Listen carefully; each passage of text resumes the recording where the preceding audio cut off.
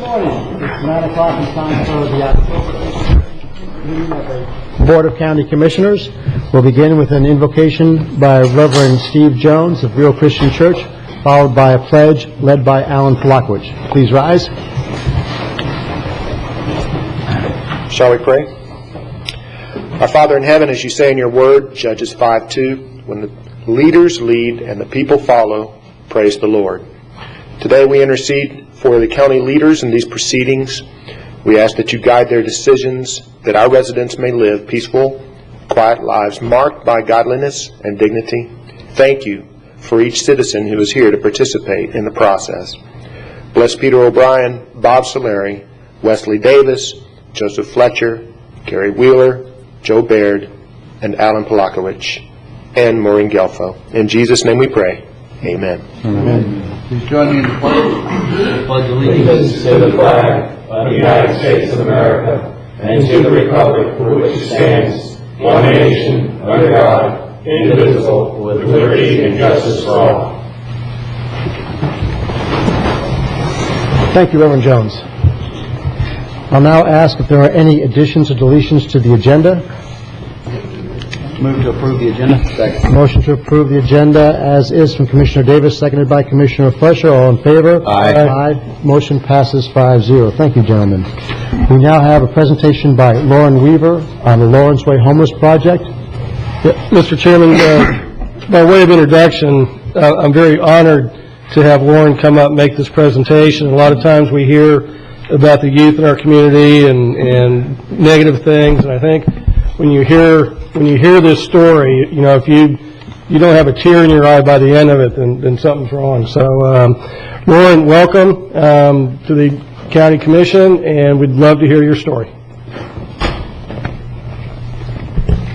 Good morning. My name is Lauren Weaver, and I'm in 5th grade at Osceola Magnet School.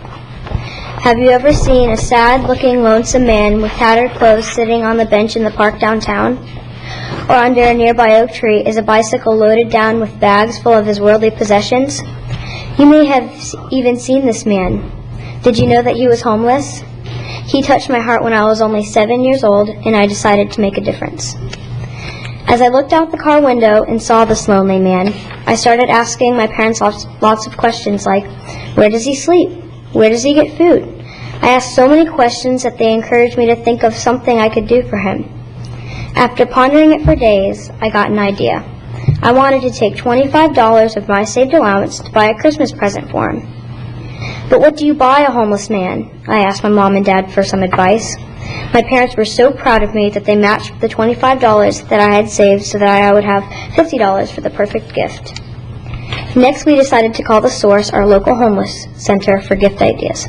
We spoke with Sonia Morrison, the director, and she suggested that I think of things that we use every day, like soap, shampoo, toothbrush, toothpaste, nail clippers, and canned foods and snacks. I also learned that clean socks are the #1 item on a homeless person's wish list. I decided to take a shoebox and fill it up with these items. After making our list, we were off to the store to do our shopping.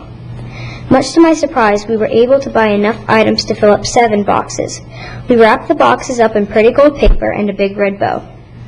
My mom and I drove down to the park and delivered the first box to my homeless friend and wished him a Merry Christmas. He was surprised and said he had not received a present in years. From there, we went to the Source and delivered the other boxes. They handed them out, and as we drove away, I had tears in my eyes. My mom said that they were happy tears and that I had learned the true meaning of Christmas. The project has shown me that it feels better to give than receive. I have continued this project for the past 3 years, and it is now known as Lawrence Way. Last year, with the help of friends and family, I was able to make 100 boxes and collected 1,100 canned food items for the Source. My goal this year is 110 boxes and 1,500 canned goods.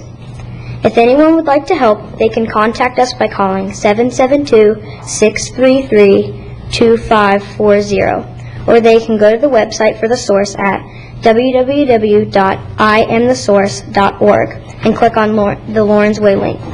Thank you for letting me tell you my story about my project and my goal to make a difference for the homeless of Indian River County. incredible. Thank you, Lauren.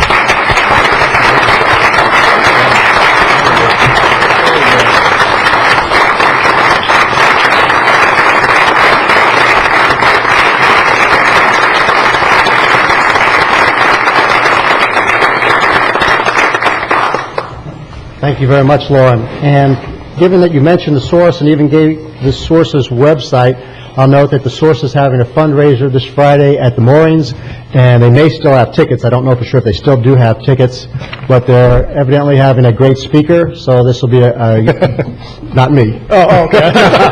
And I was a little self-promotion. I could have answered that one for you. Y'all know I'm too humble for something like that. No, I said a great speaker, and it'll be probably a great event. So I know I'm looking forward to it. And the website again is iamthesource.com. It's www.iamthesource.org. iamthesource.org. Sonia Morrison is here if you have any questions. Oh, that's fine. Well, I expect it's going to be a great event, and looking forward to it. And if there are there any tickets left, you know? Actually, there aren't tickets per se to the banquet. It's by invitation only. But if anyone is interested in coming, just call me at the source 564-0202. And can I say one more thing? Come on up to the... While she's coming up, Mr. Chairman, Monday, November 7th, holding my monthly community meeting at the Vero Highlands Community Center at 5:30 p.m. on Highlands Drive, and that's going to be our collection day for the South County. And last year we filled up, I think, a pickup truck, and so we're shooting for 2 trucks this year. So if anybody does want to come down, you're welcome. It's open, but that's Monday, 5:30, November 7th. I just wanted to say just a few words about Lauren and her family and how they touched me personally and how they've impacted the work of the Source. When I first met Lauren and she told me the story about seeing this homeless man on the park, on the bench at Pocahontas Park, I've heard that story a lot, but it usually has a much different ending. And to know that she, as a young girl, was moved to compassion for this man, and that her parents didn't say, oh no, don't talk to that man, he's a stranger, he's scary, we stay away from them. Instead, her parents encouraged her to do something for him, touched him deeply, and touched us all at the Source, and has continued with this project year after year, and every year it gets bigger. And as she goes out and about into the community, talking with her dentist, she gets toothpaste and toothbrushes from her dentist, talking with the ladies at the bank as they're doing their transactions, and she gets support there. It follows her everywhere, and her parents have been very supportive. And I think it is an example of leadership, both on behalf of Lauren and her parents. Lauren for not only having compassion but wanting to act on it, and then her parents for encouraging her to do something a little radical and reaching out to someone in need. And so I just want to applaud her and the family for everything that they've done. Thank you very much. We now have the presentation of a proclamation designating the month of October as National Arts and Humanities Month. This will be presented by myself and received by Barbara Hoffman and Donna Lindsay, if she's here. Hi, good morning. Would you both like to come up to the podium, please? Good morning, Barbara and Donna. Good morning, Commissioner. It's my great pleasure to read this proclamation designating the month of October as National Arts and Humanities Month. Whereas the month of October has been recognized as National Arts and Humanities Month by thousands of arts and cultural organizations, communities, and states across the country, as well as by the White House and Congress for more than 2 decades. And whereas the arts and humanities embody much of the accumulated wisdom, intellect, and imagination of humankind, and whereas the arts and humanities enhance and enrich the lives of every American, and whereas the arts and humanities play a unique role in the lives of our families, our communities, and our country, and whereas the creative industry also strengthens our economy by employing over 1,700 people who earn over $84 million in income and benefits annually in Indian River County. Now, therefore, be it proclaimed by the Board of County Commissioners of Indian River County, Florida, that the month of October be designated as National Arts and Humanities Month in Indian River County, and call upon our citizens to celebrate and promote the arts and culture in our nation, and to specifically encourage the greater participation by those said citizens in taking action for the arts and humanities in their towns and cities. Adopted this 18th day of October 2011 and signed by all 5 members of the Board of County Commissioners. Good morning and thank you. Thank you. Good morning, Mr. Chairman, County Commissioners, distinguished officers of the court, and distinguished guests. The Cultural Council of Indian River County accepts with pleasure this proclamation during October National Arts and Humanities Month, and we thank you for your support of culture in the county. For 17 years, the Cultural Council's dream has been to have people view arts and culture as an integral part of their everyday life. We work to ensure a thriving role for arts and culture in our community by collaborating with our member cultural institutions, organizations, and businesses, individuals, artists, and patrons, making wise use of public and private resources. It is a timely proclamation as cultural organizations in the county prepare to kick off the season. For the past 6 years, we have served county cultural organizations and citizens with a printed calendar showing all the cultural and community events that are planned from now till next August. It's a huge collaboration which we enjoy doing immensely. We update this calendar weekly on our website, cultural-council.org, and last year we logged over 900 events. We are leaving a box of these calendars for all. Please take one home with you so that anytime you've got nothing to do, just open the calendar or look up our website and you'll find a lot to keep you amazed and busy. Thank you very much. Thank you. Barbara, you gave us copies of the cultural calendar. Do you have one Yes, right there? You want to hold it up and Yes, sir. so let the camera take a look? These are out at the front desk, I believe. Isn't that where you put them on? Yeah, they're out of the front desk, so we encourage each one of you to pick up one of these.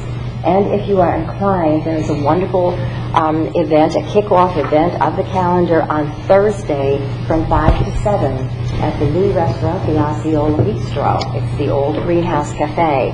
And they are, this is their big opening night as well for their new business. They're going to have outstanding hors d'oeuvres and there will be a cash bar. So we encourage any of you to come. You can pick up boxes or individual cultural planners for your organizations and for yourself. Barbara, you might want to face us and hold it up so that the television, oh, no, just right in front of you, so that the television audience can see it, and repeat that kickoff event. All right, on Thursday, this Thursday, 2 days from now, from 5 to 7 o'clock, we are having a kickoff celebration at the new Osceola Bistro, which is the old Greenhouse Cafe, right across from the post office on 13th Avenue. And there will be wonderful hors d'oeuvres as the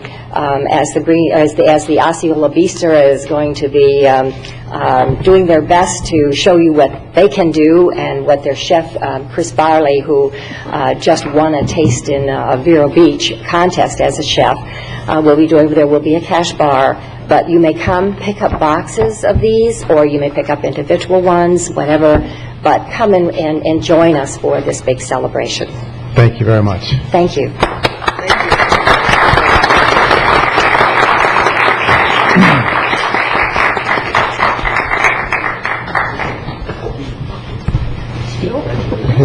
Good to see you. Good to see you. Good morning.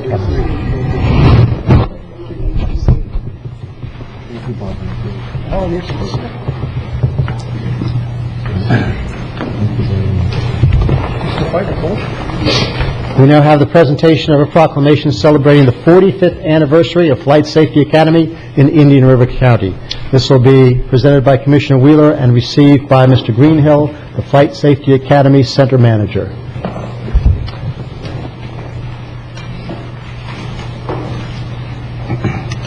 Morning, thank you. Good morning. It gives me a great pleasure to give the proclamation, read the proclamation for you today, Mr. Greenhill, for Flight Safety and celebrating its 45th anniversary of the Flight Safety Academy in Indian River County. And I believe the history of this, it started with one man in New York, basically out of the trunk of his car to build flight safety. That's a multi-million dollar, if not billion-dollar business, multinational. Had a lot of friends that have worked over there, and a lot of people I've known in the past, and I've had the pleasure of enjoying some of your simulators in the past and so on and so forth. So, great company. I'm glad you're here. Well, thank you. Whereas Flight Safety Academy has been producing some of the industry's best flight school graduates since October 17, 1966. And whereas experts in the development of customized what is it? Ab initio. Okay. And transition programs. Flight Safety Academy focuses on pilot safety and proficiency to prepare pilots for first officer and co-pilot positions. Whereas Flight Safety Academy has trained more than 18,000 of our graduates around the world, including those sponsored by international and domestic airlines, military entities, and flight training organizations fly for 62 airlines and over 100 corporate flight departments. And whereas Flight Safety's Academy campus is located in Vero Beach Municipal Airport on Florida's East Coast, an award-winning airport with outstanding air traffic control and general aviation facilities. And whereas Flight Safety Academy's full-service campus offers direct flight line access, on-site accommodations, and a full complement of classrooms, administrative offices, and aircraft maintenance hangars. And whereas, as a student of Flight Safety Academy, one can benefit from the advanced technology learning facility, their team of experienced and world-class instructors, and full-service student housing. And whereas Flight Safety Academy will expand training throughout their exclusive training devices, which include a dedicated fleet of 26 multi-engine and 62 single-engine aircraft, including aerobatic aircraft used for upset recovery training. And whereas Flight Safety Academy is a large economic contributor to our county, with its staff of 160 year-round employees and 250-plus students ranging in training durations of up to 58 weeks. Now therefore be it proclaimed by the Board of County Commissioners in Indian River County, Florida, that the Board recognizes and commends Flight Safety Academy for contributing to our community for 45 years and joins our community in celebrating the continued success and this important academy in Vero Beach, Florida, and that's signed by all 5 county commissioners. On behalf of Flight Safety, I'd like to thank all of you. Appreciate it. We look forward to another 45 years here in Indian River County. Thank you. And on behalf of Indian River County, again, yesterday when you had your celebration, it was a great celebration. There were about 250 people that I counted in your hangar. And Commissioner Davis likes to say that he likes tourists because they come in, spend their money, and leave. The people at Flight Safety are even better. They come in for a while, spend a lot of money, learn a skill, and then leave. And we certainly are glad to have you in our community. You're one of the economic engines which are very, very important in our community. I think this board recognizes that. We wish you every success in the next years, and I certainly hope I'm around long enough to be with you for your 50th anniversary celebration. Mr. Chairman. Commissioner Davis. Aside from just the economic engine, I had the opportunity to stand next to one of your employees that I believe you've had for 35 years, Lee. I was, and more importantly, standing beside him at the celebration yesterday. I've had the opportunity to stand beside him on the sidelines at the high school football games, where he's active in the band, and you know, that's such an important part of what a business like yours brings to the community. It brings a stable wage, so that individuals not only can support their families, they can go out and support their communities. And so, from that aspect, I don't want that to be overlooked either, and just to say thank you. Thank you, sir. I think Lee's comment was that Flight Safety made 10 years without him, but I just wanted to add that, you know, when people in the military say, you know, where's home for you, and you want to refer to an earmark, and most certainly there's some industries that can be referred back here to Indian River County. And I just want to count a recent conversation when a young Air Force cadet identified that he was from Vero Beach. You're well known in the Air Force Academy, and to them to refer to say, yeah, I trained in Vero Beach. You're on the global map, and looking yesterday to see over 100 different airlines and other countries represented there in their uniforms. It was quite an impact. And what you do, and we really appreciate everything you do for our community, with our community, and to our community. Again, thank you all. We appreciate that.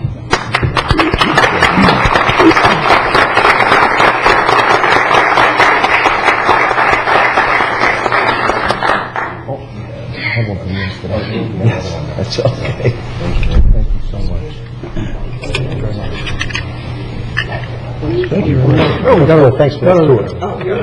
Got our wings now, we can fly, yeah. Well, you can sign up, that's a Oh, is that it? Okay, sign up. You can fly with one of their pilots. They're giving me a pilot's license.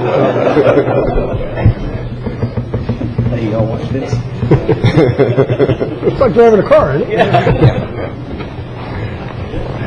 We now have the presentation by Amy Brungis, External Affairs Manager, Florida Power and Light, and Max Macon, Regional Manager, Customer Service Field Operations, Florida Power and Light. Good morning, Amy and Max. Good morning. Good morning, Commissioners, Chairman Solari, staff. It's really a pleasure to be here this morning, and I thank you for the opportunity. We wanted to come in this morning and give you an update on Florida Power and Light in general and about our outreach in the community and in this county as it pertains to the potential acquisition of the City of Vero Beach electric system, and of course, most importantly, answer any questions that you might have. And in this point in time, we have, and I have Max with me. He's our Customer Service Manager for Field Operations, and he's going to give you some updates as well from the customer service point of view. But we have, to this point in time, we have spoken to about 30 groups in this county about our company in an effort to educate the community and be as transparent as possible as these negotiations proceed. We've spoke to close to 1,000 people, and we continue to do that, and we certainly didn't want to leave you out. So we're here today to kind of share with you what we've been sharing with the community. Obviously, we are the service provider for the county, outside of the city, 64,000 customers here, and so I know you're familiar with us, although there's some updates that I have, and sort of let you know what we've been sharing with them and where we are with the negotiations. So let's see how this works here. Okay. Where's the, how did Okay. So when we go out and speak to the groups, we'll do an overview of our company of NextEra Energy and FPL. Max talks about customer service programs. We update the community on where we are at the negotiations, and then we take questions on that, and we talk a little bit about some of the intangibles of our company as well.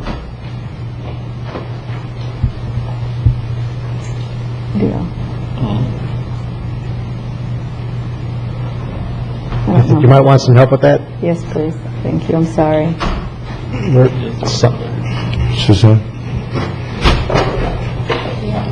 Okay. Well, we will.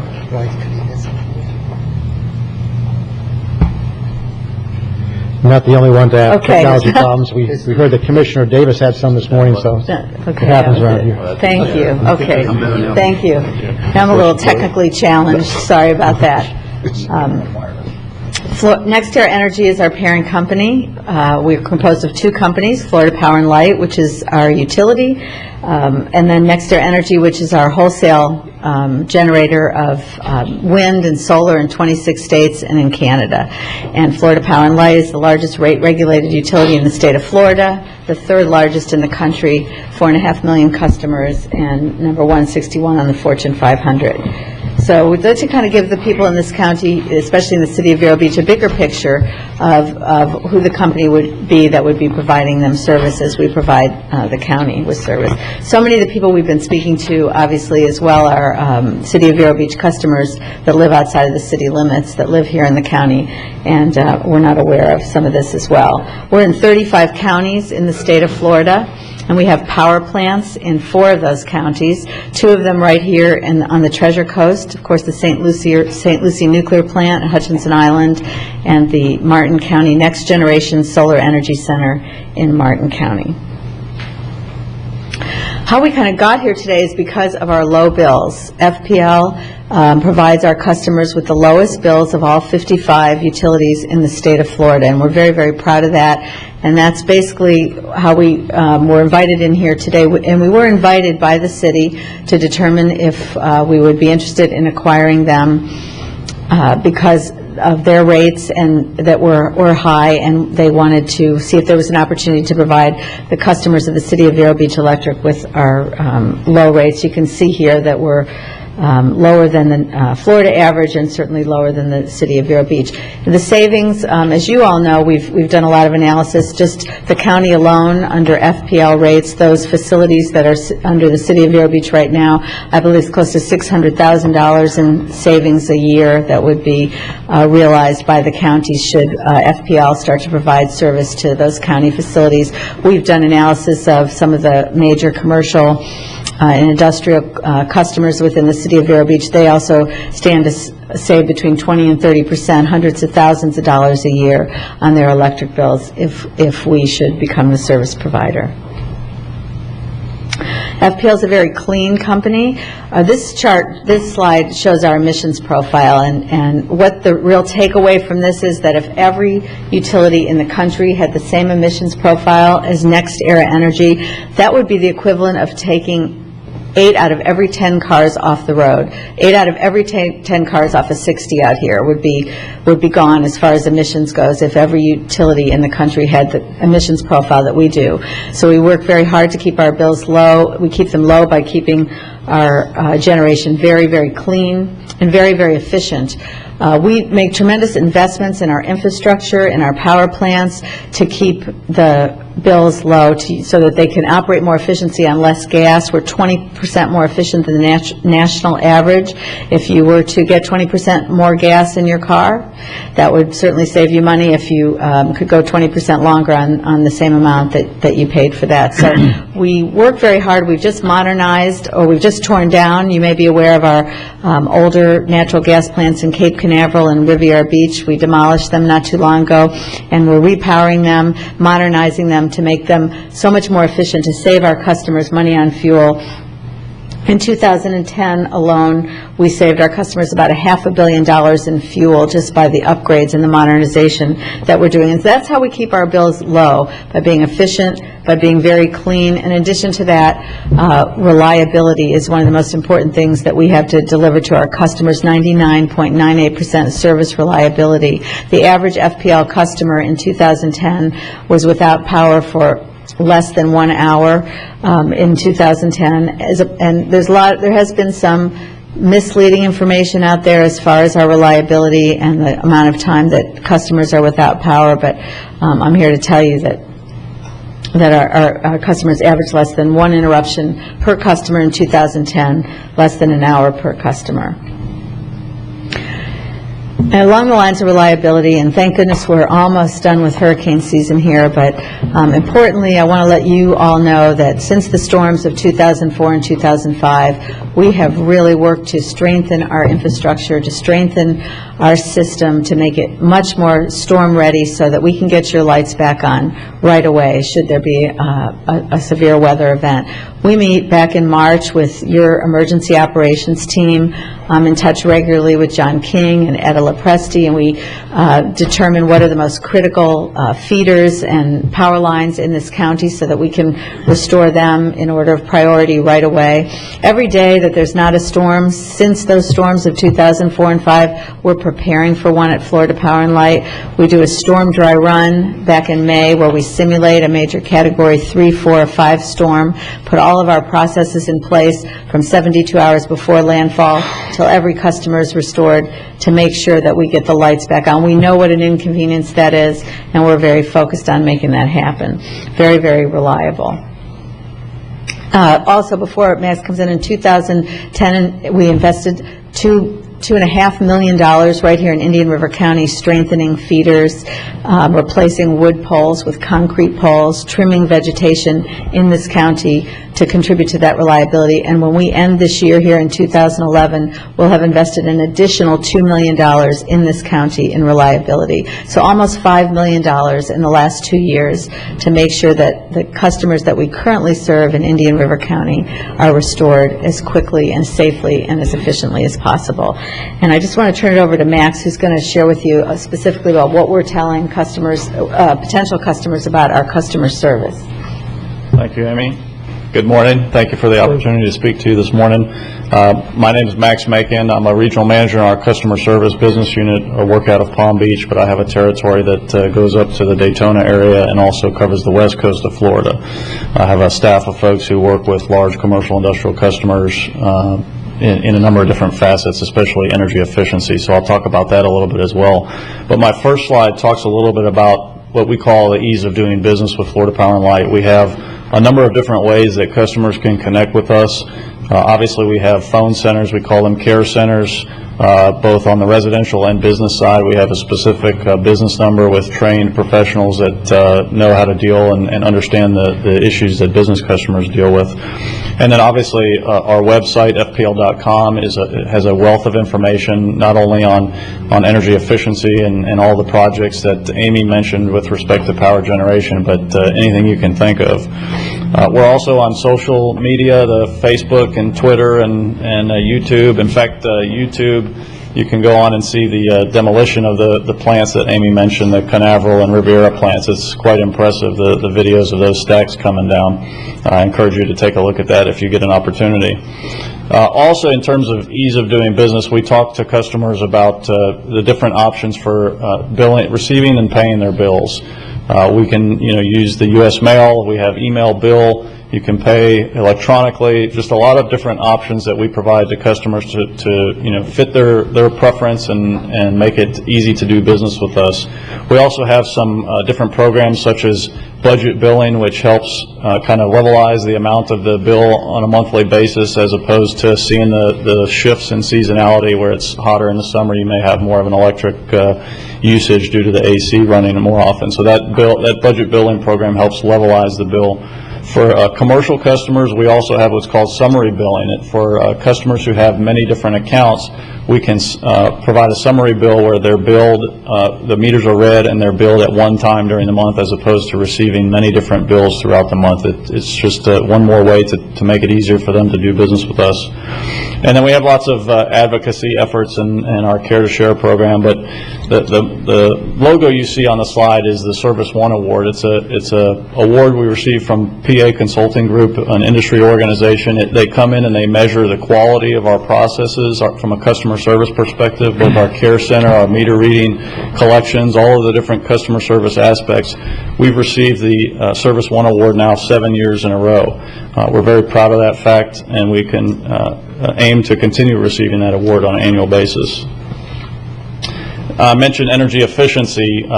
Amy mentioned some of the projects we have in place to try and improve our efficiency and keep bills down and keep fuel costs down.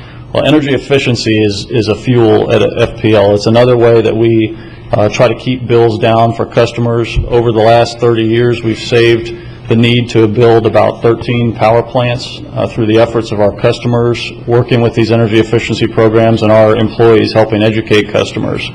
We have, both on the residential side and on the commercial side, home and business energy evaluations that we conduct with trained professionals, a field force, and many different incentives for customers that are changing out light bulbs or changing out air conditioning or putting in insulation or roof coating. Many different options for customers to take advantage of those incentives, and it helps not only reduce their bill, but helps us avoid the need to build even more power plants, which also has an impact on their bill. We also launched some solar programs this summer with the assistance of the PSC. We've got some funds available for solar hot water heating and solar PV, both on the residential and on the commercial side. And the last slide that I have to cover is with respect to a program called Energy Smart Florida. This is also known as Smart Grid. There's a lot of work going on in our system to install a lot of more intelligent devices, make our grid smarter and more intelligent. We've got a lot of telemetry and different things on the transmission and distribution grid that we are installing. The biggest component of this program is the automated metering or smart meter program. We have installed over 2 million smart meters to date, mostly in the Dade, Broward, and Palm Beach County areas. We're working our way north, both on the East Coast and on the West Coast. We will be into Indian River County in the March and April timeframe next year, starting to install those meters. What this smart grid will help us do is be more reliable. It will help us understand when customers have outages. It will help our response time. Right now, you have to call in to tell us you're out of power. Most customers do. In the future, we will know that a customer is out of power and be working on it immediately. It also allows customers the ability to understand how they use power better and to try and make some changes at home. Currently, you receive a bill every month, and that's when you find out how much power you used in the past month. Well, in the future, you will be able to go online, you will be able to see what you used the day before. You'll be able to make some changes and see how you're using power on a day-to-day basis, and also see a projection of what your bill may be if you continue using the power the way you are at the end of the month. So lots of benefits, not only for our system, but for customers in terms of understanding how they use energy coming in the future with this program. And now I'm going to turn it over to Amy to talk about the negotiation with the city. What you just basically saw here is the overview that we've been providing about our company in an effort to be open and transparent and educate the community. We also have an open house coming up on Thursday night at Holy Cross Catholic Church that's going to be open to the whole community, and I want to personally invite all of you to come. It's from 4 to 7 p.m., where basically what you've heard here is going to be expanded upon. We're going to have several representatives there from FPL. People are so tired of seeing Max and I think. But we're going to have a whole team of people there who will be available to answer questions and discuss different aspects of our company and about the negotiations with the city. We've created a website, fpl.com/Vero Beach, which has a lot of frequently asked questions on it. A lot of the information we gave here, the folder, which I hope you all have received, is the folder that we give out to everybody that we speak to, that speaks specifically to not only our company and a lot of the programs that we've talked about, but also specifically how we see partnering with the city of Vero Beach and the benefits to the city. We've been very proactive, as I said. We were invited in, as you know, a year ago almost in December by the city. We were invited, contrary to what some people may feel, or the way it's become polarized in some arenas, that this is some kind of hostile takeover, but we really have just accepted the invitation to look at the city's electric system with two goals in mind. We've had, from the beginning, we've been focused on not only what's in the best interests of FPL, but what's in the best interest of the city of Vero Beach. We have been focused on coming to some kind of agreement where we could provide the city of Vero Beach's customers with FPL's retail rates, which, as I mentioned, are the lowest in the state, while at the same time not adversely impacting our 4.5 million customers that we already do serve, including 64,000 customers right here in this county that cannot subsidize such a deal with the city. As part of the process, as well as so they wouldn't be negatively impacted. You know, we're regulated by this PSC. I have another colleague with me here today. Some of you may have met Ryan Fair. Ryan, come on up. Ryan is the project manager on putting all the pieces together. Back at headquarters, we have an extensive team of people, lawyers and accountants and HR people and transmission and distribution people, really working together to try to put this together, to put the best situation forward that would be in the best interest of both FPL and Vero Beach. And I'd like Ryan just to kind of take it from here and walk you through specifically the letter of intent, what it says, and how we're progressing on those negotiations, and we'll also answer any questions that you have. Good morning, Commissioners. Ryan Fair with Florida Power and Light. I work in the Energy Marketing and Trading Group. Back in April, we sent this letter of intent to the City of Vero Beach with the purpose of kind of being an initial offer to the potential acquisition of their system. And since that time, we've diligently and with a lot of resources and expended some considerable funds in doing our due diligence and getting to the process where we can actually negotiate with the city on the purchase and sale of their system. The letter of intent was really just kind of to summarize basically laying the groundwork of what an offer would look like. And what we did commit to the city was we were going to pay the city a mutually agreed upon price at closing, and the initial letter of intent stated a number of up to $100 million cash for the system. With that, like Amy had just said, that would basically serve as a price that we could then provide Vero customers the same rates that current FPL customers enjoy. Also with that, we obligated ourselves to retain City of Vero Beach electric employees for a period of 2 years. And we would also assume, this is in addition to the $100 million price, we would also assume the city's pension liability for those employees. The City of Vero Beach would transfer those assets free and clear to us. We would terminate the existing territorial agreement and the franchise, and they would just roll up into the FPL system. And then there are currently 2 separate contracts that we, as FPL, can't really participate on. And those are the current wholesale power agreement that the city has with Orlando Utilities Commission, as well as addressing certain assets that the city owns with the Florida Municipal Power Association for generation. Those contracts have to be addressed, either being reassigned or be terminated. To give you an update as to where we are right now, we are actively negotiating now, or starting the process of negotiating with the city's transactional team, their attorneys. We laid out some initial structure on how we see a contract should be.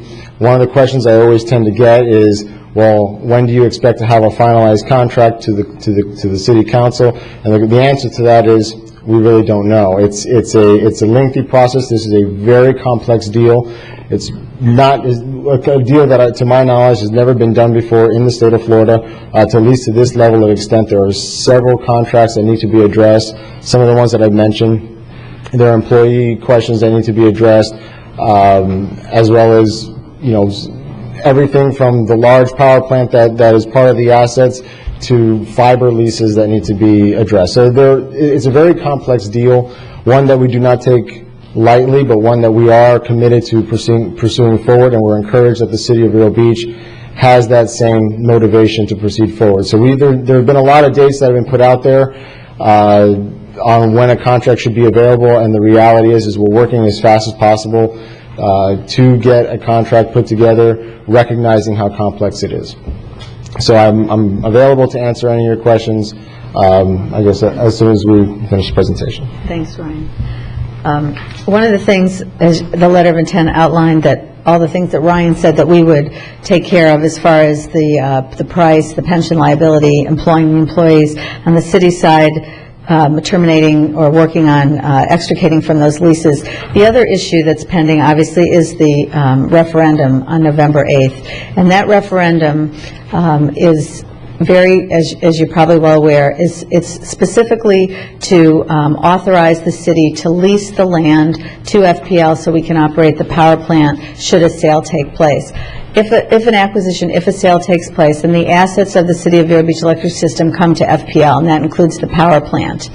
In order to operate if we can't operate the power plant, there's really no point in taking over the system, and we can't operate the power plant without being able to lease the land from the city, and the city charter requires a vote of the electorate to allow the city to enter into a lease with us or any entity that wanted to operate the power plant or be on that land. So the referendum is very important as far as moving negotiations forward from our standpoint. If the referendum is not successful, it would be an indication to us, a strong indication that the city residents, the customers that live within the city, are not in favor of a sale to FPL. And at that point, we really would have to seriously reassess whether we would want to move forward with these negotiations. So that's really very critical right now. Yesterday, the Indian River Chamber of Commerce Board of Directors unanimously passed a resolution in support of that referendum in order to move the negotiations forward from their standpoint. If there was, as it was stated, if there's an opportunity out there to provide the businesses that we represent, the stakeholders being the businesses being the stakeholders of the chamber, if there's an opportunity to provide them with those businesses with lower rates and all the energy efficiency programs that Max talked about and all the incentives, then we want to keep the conversation going. So I just want to be very clear that this referendum is not a yes-no vote on whether to sell the system to Florida Power and Light.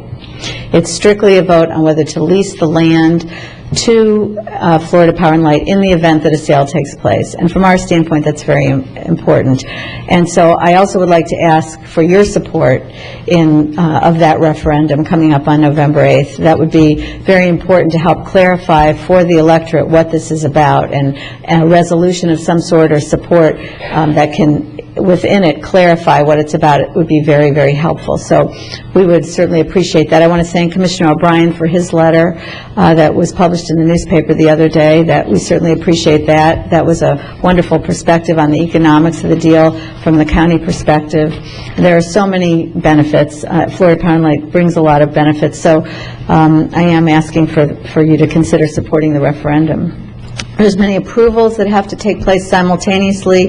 In addition to the City of Vero Beach City Council approving this, the Federal Energy Regulatory Commission, Federal Trade Commission, and Department of Justice have to review this. The Florida Public Service Commission does not have to approve the deal, but they do have to approve the rates, which would be the rates that all of our other customers are already paying, and of course a change in the territorial boundaries.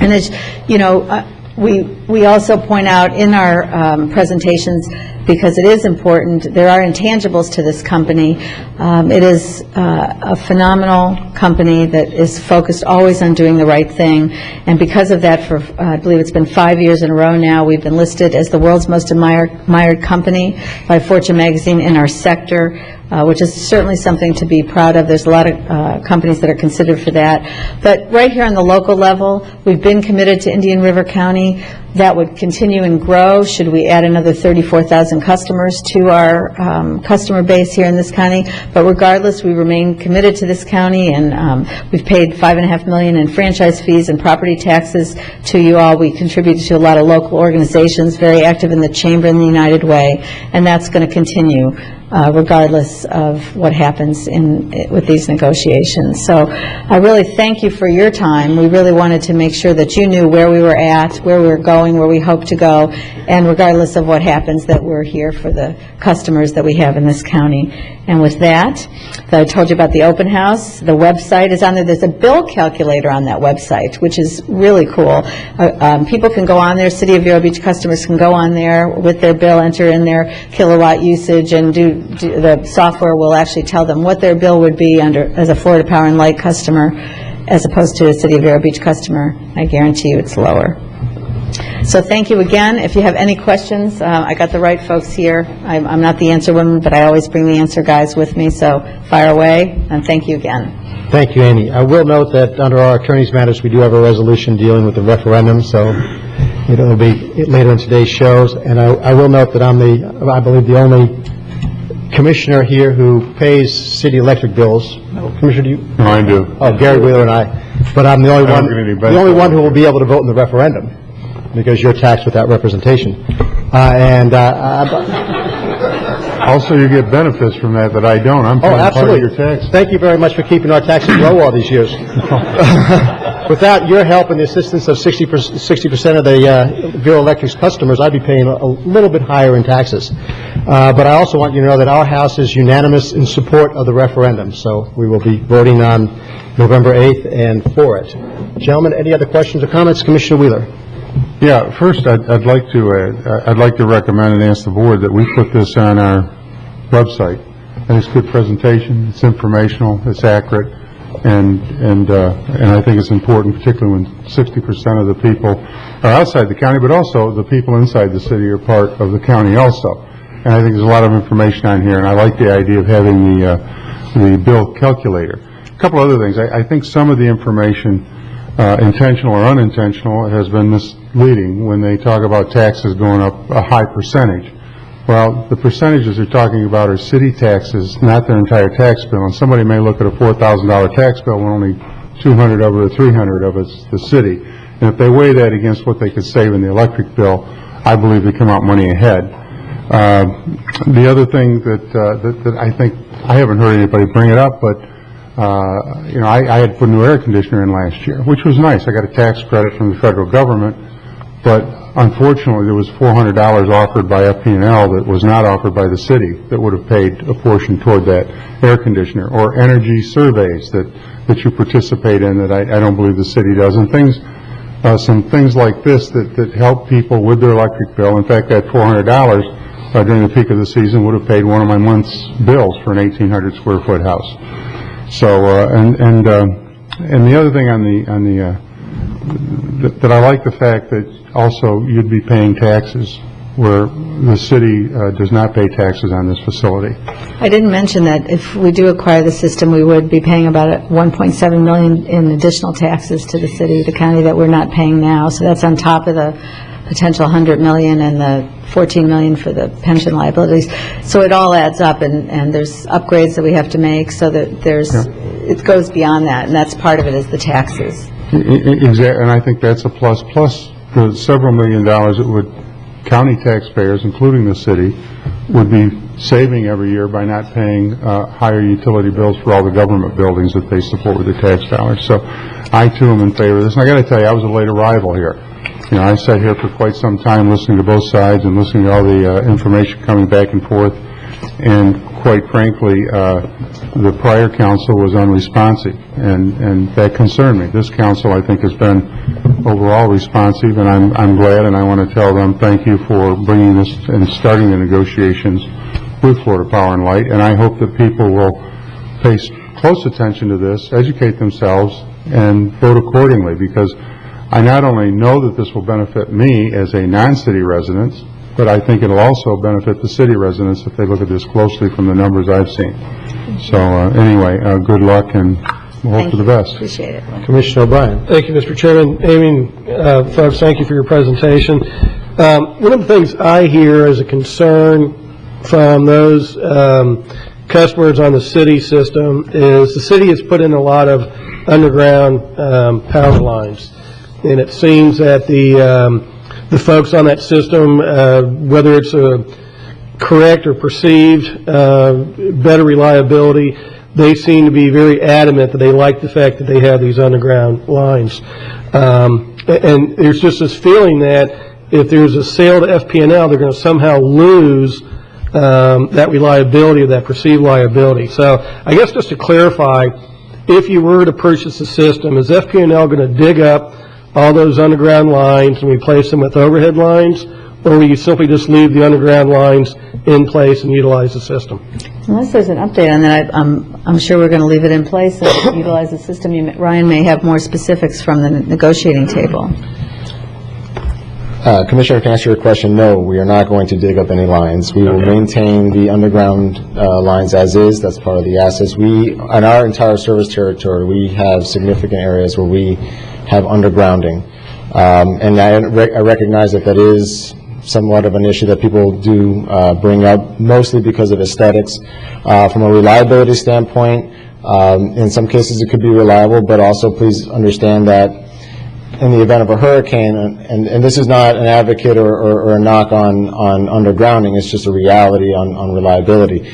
With underground lines, if there's a hurricane or if there's some severe weather event, there's a potential for flooding. If there's flooding and there's an outage, it makes it difficult for our crews to be able to access those underground lines.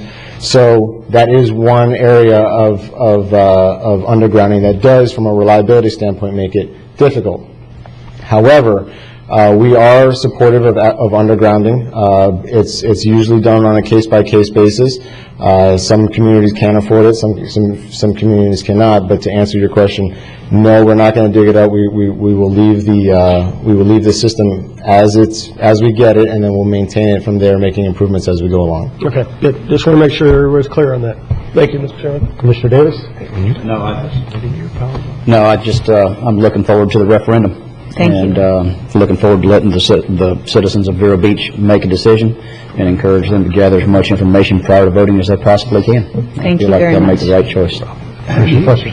I, too, am looking forward to a positive result of the referendum for all of us, the citizens of Indian River County, the citizens of the city of Vero Beach, and all the utility end users. I just want to go back to your service record, and I appreciate, Amy, I appreciate the presentation. Max, I appreciate the presentation. Ryan, thank you very much. But not only to thank you, but all of the service personnel that keep us going. And I just want to point out, I first learned working in the EOC during the hurricanes, what a great organization and what a responsive organization to the community needs that FP&L truly is. And you got us up and running rather quick. And we had another recent reminder. We had about 11 inches of rain. And yes, there were a few that lost power. It's going to happen. But during that time, at the heaviest point of the rain, I had to go out. And I witnessed at least 10 trucks moving about using fiberglass poles. I assume they were fiberglass poles. And they were getting us back into service. And I assumed that we were going to have to wait until the rain had ceased. It wasn't the case. And the outages were limited. And I appreciate, and I've heard from many constituents, how rapid the response is. And it was a gentle reminder of where we need to go in the future. I happily write a check to FP&L. I don't know if you've gotten it. But, you put my name on there, for right? the past 15 years, if that needs to, no. But I appreciate the service personally, and I know many do, and I only hope that at the end of the referendum and at the end of your negotiations, that all citizens of Indian River County can provide the same return by writing a check to FP&L. Well, thank you, and we really remain focused on those priorities, on serving the people, and just not get distracted by a lot of things that are going on. And it is imperative that the referendum passes, and hopefully it will, and we'll be able to continue to work to that end. Thank you very much. Thank you very much, Amy and Max. Chairman, any objection to putting this on the, No, I have no objection to putting it on the website. we have Anybody else? consensus. No objection? You've got consensus for that? It will be on the website. Next up, we have the consent agenda. Would anybody like any items pulled from the consent agenda? There'll be none. I'll accept the motion to approve from Commissioner Flesher, second from Commissioner Davis. All in favor? Aye. Passes 5-0. We'll now move to public items, and we now have a public hearing on Orchid Quay. This is legislative in nature, and we are going to have Mr. Keating and Mr. Bowling lead us on this issue. Good morning, Bob and Stan. Good morning, Mr. Chairman. I do have a PowerPoint today. All is right in the world. I wouldn't go that far. It's been a while.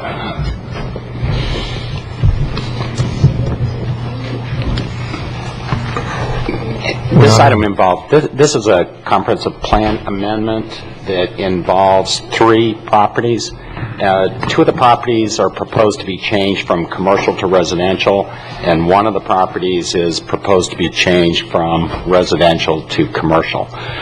Before I get into the specifics of the request, I want to go over the comprehensive plan amendment process. And I want to do that particularly because there have been some changes in the last few months. The state legislature approved House Bill 7207 in the last session, and that made a number of changes to growth management in general, and it's made some specific changes as to how comprehensive plan amendments are reviewed by the state. Now, the first part of the process is the same, haven't been any changes. The county still accepts comprehensive plan amendments twice a year in the months of January and July. The amendments you're seeing today were submitted in the July window. Amendments are still submitted to the Community Development Department. We do an analysis, bring the amendments to the Planning and Zoning Commission. There's a public hearing before the Planning and Zoning Commission. And then we come to the point we are now. This is a transmittal public hearing before the Board of County Commissioners. The issue before you today is whether or not to send the amendments forward to state and regional reviewing agencies for them to consider. If you do decide to transmit the amendments, this actually is where there have been some changes in the process. Before, the amendments used to be submitted to the State Department of Community Affairs, and the Community Affairs Department actually managed the review process. Now, the county will submit the amendment applications to the individual state and regional review agencies. And those review agencies will send any comments or objections that they have back to the county. It won't go through the Department of Community Affairs. We won't get any more what were called ORC reports, objections, recommendations, and comments reports. And the other thing that's important is the review authority of all the agencies has been specifically narrowed. Now the state and regional agencies can only comment on significant state or regional resources. So their focus has been narrowed. If we get any comments from state or regional agencies, staff addresses those, and then we bring the amendments back to the board for a final adoption hearing. If the board adopts them, we do send those amendments back to any agencies that had comments and objections. And if there are not any further objections, the amendments are deemed approved 31 days after submittal. I do want to point out Sasan Rahani is here, and he has a sign-in sheet.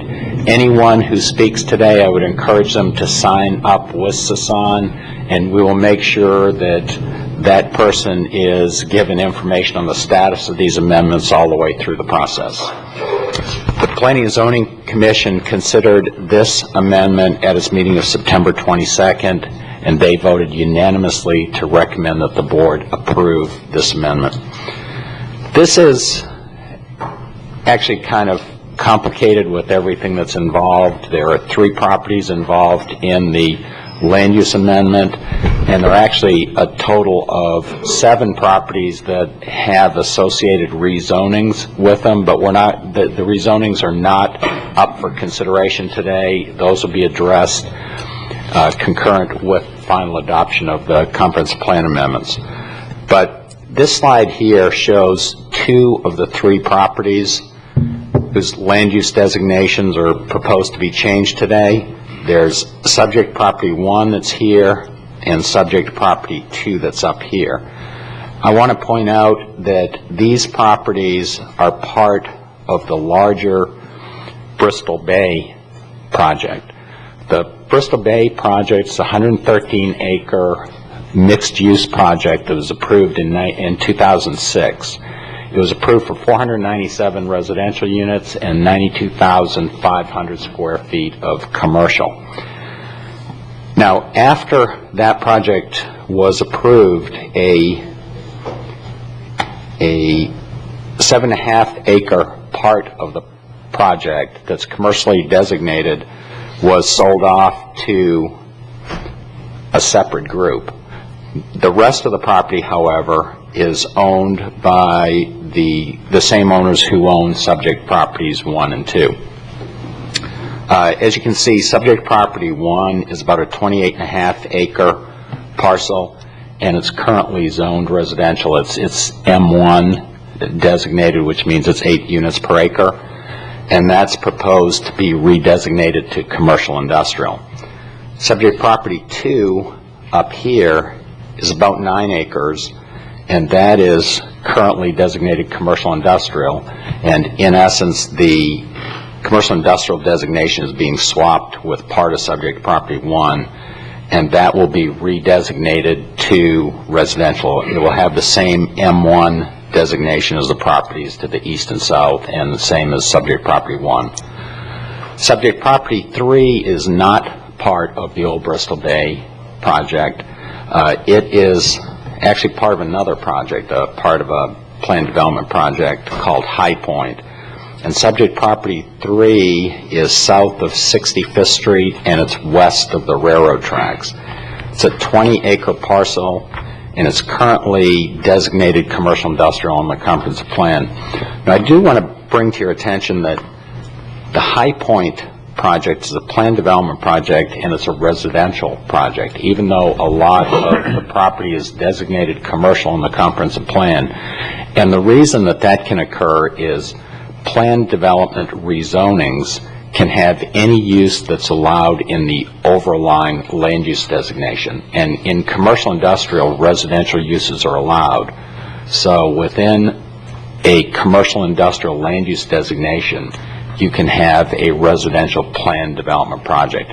You can't have a commercial planned development project in a residential land use designation because commercial is not allowed in the overlaying residential land use designations. I know this gets kind of complicated, but the bottom line is Subject property 3 is proposed to be changed from commercial to residential, and the commercial swapped with subject property 1.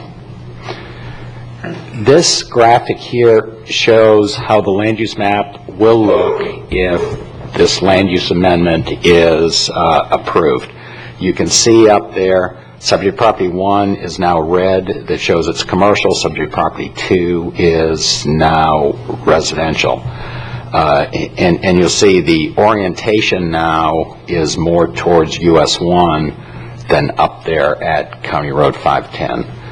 Same with subject property 3. You see that if the amendment is approved, subject property 3 will be residential. It'll have the same land use designation as the property to the south. I mentioned to you that this whole process involves a number of rezonings. I'm not going to go into them at all today, except to tell you that those will be brought up at the final adoption hearing of the comprehensive plan amendment. When we looked, I also want to bring up the fact that with this proposed comp plan amendment, we have been working with the applicants for probably about 2 years on this. The applicants initially were trying to assemble a number of parcels that are adjacent to the property that they own, and they spent a lot of time and effort doing that, and meanwhile we coordinated with them. They submitted, I think, 2 other times for comp plan amendments, and were undergoing the assembly process, and therefore withdrew those applications. And finally it's coming down to they did not acquire most of the properties that they were trying to assemble, but are going ahead with the process regardless. When we looked at this, we analyzed the request using the same criteria we do on all comp plan amendments. We looked at how the proposal would affect the land use pattern. We looked at concurrency. We looked at compatibility with the surrounding area. We considered comp plan consistency and looked at environmental impacts. In this case, the applicant is looking at increasing the amount of commercial industrial area on the old Bristol Bay parcel, and also reconfiguring commercial on that parcel. And as a trade-off, taking commercial away from the property down near 65th Street. And staff feels that this overall change, the reconfiguration and the moving of the commercial industrial land use designation will really make the land use efficiency better. In this case, the reconfiguration on the property is moving the commercial away from 510, where it isn't as consolidated as it will be when it moves to the south and other commercials added to it, and it has a US 1 orientation. We feel that the property can probably be planned in a more efficient manner, and it increases the prospects for the site to be developed as a mixed-use project. The overall site still has a significant amount of commercial land use designation, residential land use designation with it, so it definitely will be a mixed-use project. And when you do have a large property like this, which now with the 7.5 acres gone is still over 100-acre property, it's appropriate to reconfigure land use designations on a property like that as long as all the other comp plan policies are being adhered to. In this case, this request is exempt from concurrency. Our land development regulations specifically provide that if there is no increase in intensity or density, then a project does not have to go through the concurrency analysis process. And in this case, there's actually a reduction. When the redesignations are done, there'll be 7,600 square feet less of commercial area that can be built, and there'll be 35 fewer dwelling units. So this is actually a reduction in overall land use yield that can occur. Regardless, when the applicant comes in for a specific project on the site, he will have to undergo a specific concurrency analysis. I also want to point out that Bristol Bay is one of the projects that got a 5-year concurrency certificate, and that certificate has been extended through some of the allowances of state law, so it is still in effect. And that concurrency certificate vests that property with 500 multifamily units and 90,000 square feet of commercial. So that is already capacity that's reserved on the system for that project. In terms of compatibility, probably the most important of the 3 parcels to look at is Parcel 1. Parcel 1 is the one that's proposed to be redesignated from residential to commercial. It will be an extension of the commercial to the south, but there is some residential to the west. This whole area is kind of an area that's transitioning, and staff feels that there won't be any real compatibility problems with this going in. In fact, the residential area to the west of subject property 1 consists of those parcels that were to be acquired in the land assembly process that the applicant was working on, and that they had the concurrence of most of the owners at the time. So overall, we don't feel that there'll be any compatibility issues, particularly with the buffering and other requirements that will occur when the property comes in for land development. With respect to subject property 2, that's going from commercial to residential, so there won't be any impact on adjacent properties. And I think you can see on this graphic why it really makes sense. Because the 7.5 acre parcel is currently under ownership, it kind of breaks up the overall commercial area that was set up here for the original Bristol Bay project. So it really makes sense to take that commercial and bring it down here to subject property 1. So staff feels there won't be any compatibility issues with changing the land use on subject property 2. As part of subject property 3, as I said, currently the planned development zoning that applies to subject property 3 and the adjacent property is residential, and that won't change with this land use designation. And overall, the residential land use that will be assigned to subject property 3 will be an extension of the residential to the south. So there's really no adjacent property that would be adversely impacted by this change. In terms of environmental impact, I want to show you the subject properties 1 and 2 have been significantly altered. This obviously is an aerial from a few years back, but it shows the entire site has been cleared and development got pretty far along on the Bristol Bay project, so there won't be any adverse environmental impacts from changing the land use designation of those 2 properties. In terms of subject property 3, as I said, the underlying zoning is not going to change with the comp plan amendment, and this is a project that has some the property has environmental resources, and that would have to be considered with any development, but it will probably even be less impactful to develop this property as residential than commercial. So the environmental impact, if anything, would be better with this land use change on subject property 3. In terms of comp plan consistency, we looked at all policies in the comp plan and determined that this proposed amendment is consistent with the comp plan. We specifically look at policy 14.3 that requires 1 of 4 criteria to be met to approve a comp plan amendment, and this one meets criterion 4, which is a swap or reconfiguration of land uses at separate sites. So this proposed amendment is consistent with the comp plan as a whole. With that, staff and the Planning and Zoning Commission recommend that you adopt the attached resolution, which provides for transmittal of the amendment to state and regional agencies, and also announce your intention to hold and advertise a final public hearing at the adoption stage. Thank you, Bob. At this point, I'd like to announce that I'm going to abstain from voting on this issue. I've got a piece of property that's directly across the street from parcel number 1, and believe it would be inappropriate to participate. Anybody?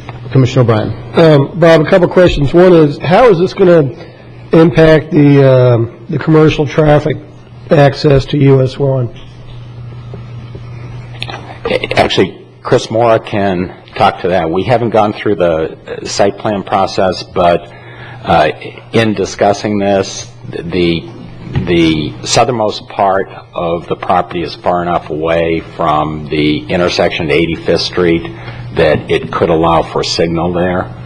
So we feel that there won't be any adverse impacts on the level of service. Okay. Yes, Chris Mora, Public Works Director. We have looked at that, Commissioner O'Brien, and if the access on US 1 is needed at, say, 81st or 82nd Street, we could have a traffic signal put in that would be far enough away from County Road 510 intersection, and we'd be able to coordinate it with those two signals together and make it work. Obviously, we'd have to go through the DOT because US 1 is a state road, but we feel confident that they would approve a signal at that location if we needed to have one there. Okay, and so that traffic exiting there that would want to turn southbound on US 1, there would be an open median there and they could use that signal? That's correct. In fact, it would actually benefit us because by having the signalized access further south, we wouldn't force them through the 510 intersection, which would be busy anyway. So it'd be routing traffic away from the 510 intersection, which would be a benefit. Okay, thank you. Bob, Property 3, the commercial industrial, I know it's part of a planned development, but are we giving up any commercial space near the railroad tracks that might be an issue, given the limited amount of that and railroad access that we have? Is that going to be an issue? I don't really think it's going to be an issue there. We have a number of properties that are commercial industrial along the railroad tracks. You can never be far enough away from residential these days for some of the uses that like to locate on railroad tracks, but I don't think there's a problem with subject property 3. Okay.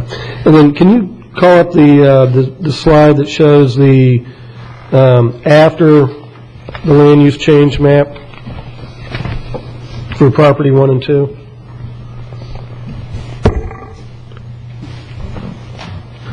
Okay. I know you mentioned that those lots to the west of property 1 and south of 85th Street, but and I've heard from an owner of some of the lots there that they feel like they're getting squeezed in from the commercial, and even though they're zone M1, the way they're lined out as single lots, I don't really see M1 going in there.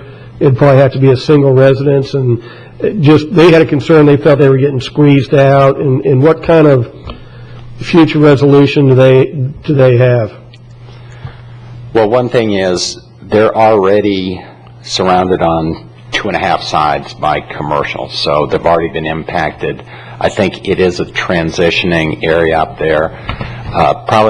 Actually most of the lots or about half the lots are vacant. I think there are 7 houses in this area and there are a number of vacant lots. All that being said, this is an area that could be ripe for commercial redesignation if one of 2 events occurs. When the node gets more than 70% developed, then they could come in and ask for the land use designation of their properties to be changed. The other thing is they could do what the applicant here is doing and find some other property that's appropriate and swap the land use designation. What's the definition of the node here now? Everything in red there, or? Yeah, and it's bigger. It goes on to the west of US 1 and the northwest of US 1, and yeah. So it's conceivably could be many years down the road before that hits 70%. It could be, well, particularly with the economic situation that we've got now. But if things pick up, we have always thought that this is an area that's ripe for commercial development. It has access to the North Bear Island that there's no other property that does. There's no commercial up there. There are a lot of residents. This is a place we have been surprised has not commercially developed before. Yeah, it just seems that 46th Avenue there, you know, draw the line there, make everything to the west commercial to fill out that node. But okay, thank you, Mr. Chairman. Commissioner Davis. That was I had the same call probably from the same property owner. I don't know that to be a fact, but I would imagine so. And Bob, with the node having to be 75% complete, that is quite. I think it's going to be a ways off before that happens, especially perhaps in the time frame that these few property owners in here in the I'm going to call it gray, I guess is what the color of it. If I'm not mistaken, I heard you say, though, that somebody could not come in there and do an assemblage in here and create a commercial PD because commercial use is not allowed on the multifamily zoning. Is that correct? That's correct. Now, they could do a mixed-use development if they coupled it with the adjacent residential. That's a new allowance that we approved. Okay, so in the mixed use, then that would allow perhaps the commercial right up on US 1 and then maybe some commercial downstairs with some residential upstairs? Right, and it doesn't have to be a vertical. It can be horizontal mixed use. But if I'm not mistaken, they get a little more of a bonus for the commercial square footage if they do a mixed use upstairs, downstairs? Yeah, it goes from 25 to 30%. Okay. I'm sorry, Mr. Chairman. The access from County Road 510, I know that it's a little early to be worried about that before we come through with the zoning and everything as the entire PD. I'm assuming that people coming east or westbound on County Road 510 will be able to take a south turn to get to the commercial without having to utilize the intersection of US 1 and 510? Yeah, actually, all of this was approved with the original Bristol Bay project, and actually most of it's in place right now.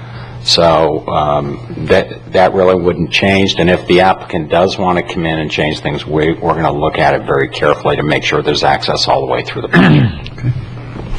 Thank you, Mr. Chairman. Any other questions of staff? This is a public hearing, so I'll now open it up to the public. Is there anybody from the public who would like to comment on this? Mr. Paladin, name and address for the record, please. Good morning, Commissioners, Mr. Chairman, Mr. Baird, Mr. Blackwood, ladies and gentlemen. I'm Joseph Paladin, President of Black Swan Consulting and Entitlement, and I'm representing this project, and I'm proud to do so. Let's look at what we're talking about here. We've done a lot of research. There's been a lot of time put into this project. We're just not looking to get this project approved and flipping it to somebody. We're in this for the long haul. We're all in. I'm a local guy. We have local engineers. We have local people that will be putting the work here, as well as hundreds of jobs that will be here permanently after these establishments are open.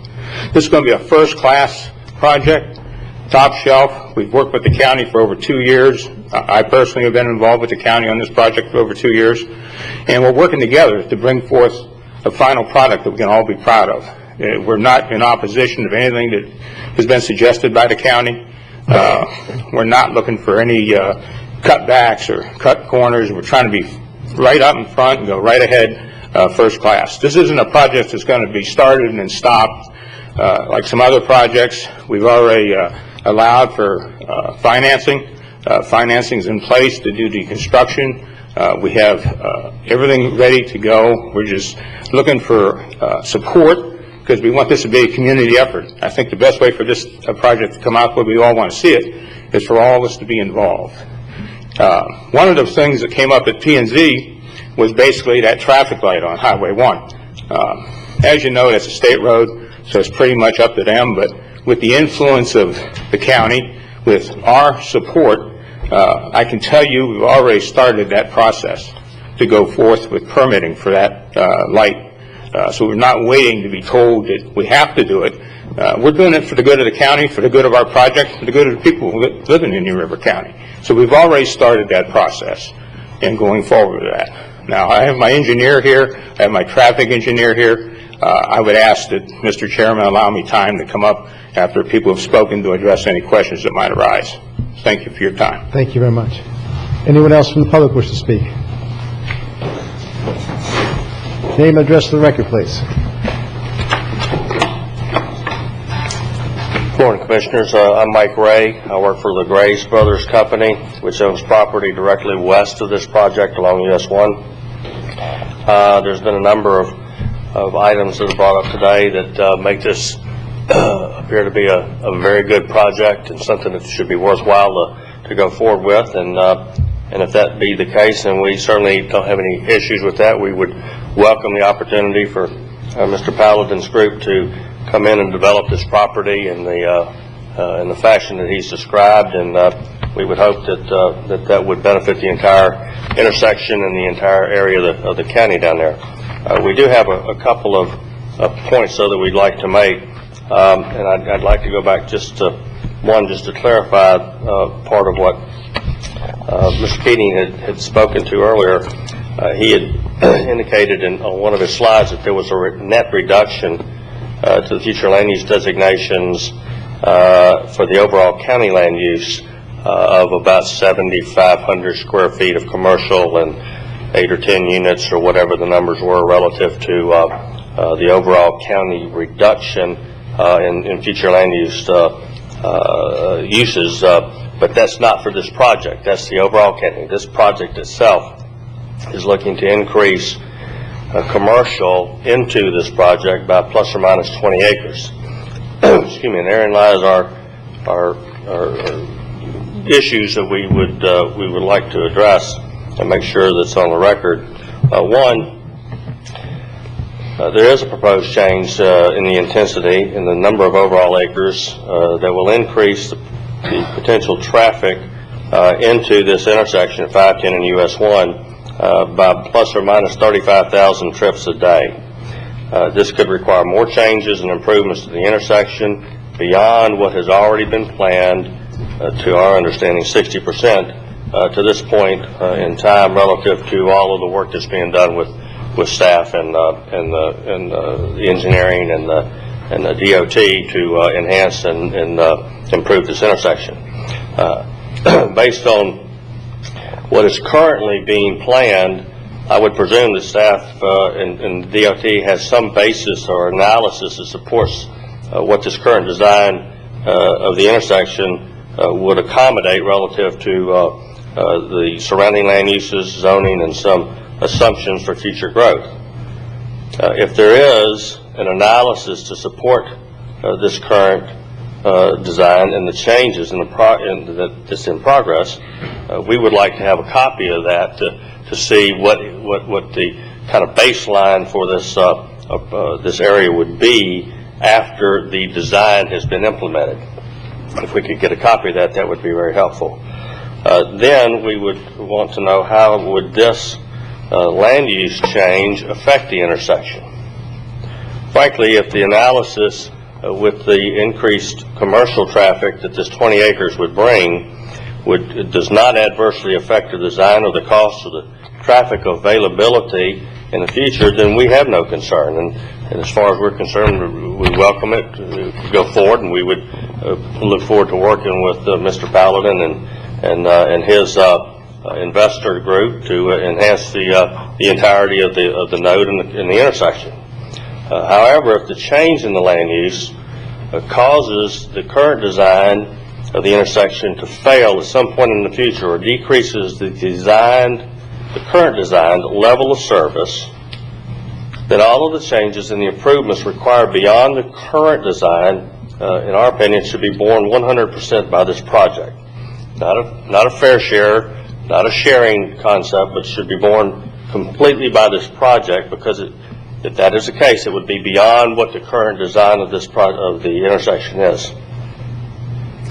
And if the current design of the intersection, for example, has a baseline traffic count, to pull a number out of the air, let's say 100,000 trips a day, and this increased commercial into this development throws the trips analysis over this baseline, then this baseline availability of trips should not be reduced whatever excess trips this project puts into the intersection. The additional required improvements to the intersection, in our opinion, which would be paid for by this project alone, should then increase the baseline level of that excess amount so as not to adversely impact the surrounding land use designations or result in decreased traffic availability to the existing future land use designations, which have already been established by the existing future land use map. That said, we'd welcome the opportunity to go forward and work with Mr. Paladin and his group on this project, and hopefully all the entire area will benefit, and everybody will benefit accordingly. Thank you. Thank you. Anybody else from the public wish to speak on this? Mr. Johnson, name and address for the record, please. Bob Johnson, Carlin Subdivision. I have a couple of questions here. One is, it looks like this is the first land use comprehensive land change since the state passed this House bill, right? Am I correct on that? That's correct. In that case, is there any provision for, it looks like there's like 9 different changes, land use changes or so in this, there are multiple land use changes, you know, property 1 for 2 to residential to commercial and so forth. Is there any restrictions on how many changes can be made on land use map? No, actually the changes that the legislature made to the growth management rules actually give more flexibility to local governments regarding change in their comprehensive plans. And in this case, there are really only 3 properties that are having land use changes. There are a number of rezonings that will be done, but not at this time. They'll be done at the final public hearing. Who is the regional review agency? That seems like a new agency then in this process. Where is that located? Who's that? I'm not familiar with that term. Okay, the regional review agency would be the Treasure Coast Regional Planning Council. And they've been the regional review agency all along. So they don't get these kind of requests, do they? Yes. Do they? Yes. Okay. The other question I have is, since this is like the first process of the state changes, the notification process to local residents, adjoining residents that are impacted by all the changes. You know, previously you were able to, the local resident that's impacted would get notified in a timely manner, but I'm not sure now, since we handle it at a local level, what the changes would, if any. I mean, can you explain what notification process you went through in this? I'll answer that in part because as a local resident, or not a resident, but local landowner, I received at least 2 different notifications about this at different times. So I had plenty of notice early on about the proposed changes. As just an example, real-world example of that. So what was the process? Do you have comments on file that anybody submitted? Anybody submit any comments or anything? No, no one submitted any written comments, but we did notify all property owners within 300 feet of the perimeter of all 3 properties. We posted a notice, a sign on the properties, and we also put an ad in the newspaper. All right, thank you very much. And just, Mr. Chair, if I may, Bob, to follow up, when the state passed that bill, they kind of made a lot of things optional to the counties. For instance, the twice per year submittal window is now optional. You don't have to do it twice per year. We haven't changed anything in our comprehensive plan related to the procedure. So we're still operating almost as if the bill had never passed. We're still doing the twice-a-year window. We're doing the public hearings, the scheduled, the public notice. You know, really, from this county's point of view, nothing has changed in regards to our procedures. Well, when the state was, when I used to sign up for the state, their local newspaper for me to be notified on projects was Jensen Beach. So I just want to make sure that that this process is tightened up a little bit so that Jensen Beach newspaper doesn't get notified of these changes that, you know, that our local newspaper, however, gets changed. That's my point in this. Thank you. Okay, thank you. Anybody else from the public wish to speak on this? Good morning. Name and address for the record, please. My name is Brian Curley. I live at 4101 Ocean Drive in Vero. I want to state I represent the landowners on the little commercial Bristol Bay piece, the 7 acres that Mr. Keating had referenced earlier. I want to say that I support this project. I think economic development-wise, it's about the best thing that's going to go in. It's going to support a lot of jobs, and I applaud Mr. Paladin and his group for doing that. But I also want to voice my concerns and echo Mr. Ray's comments and the Graves Brothers' comments earlier.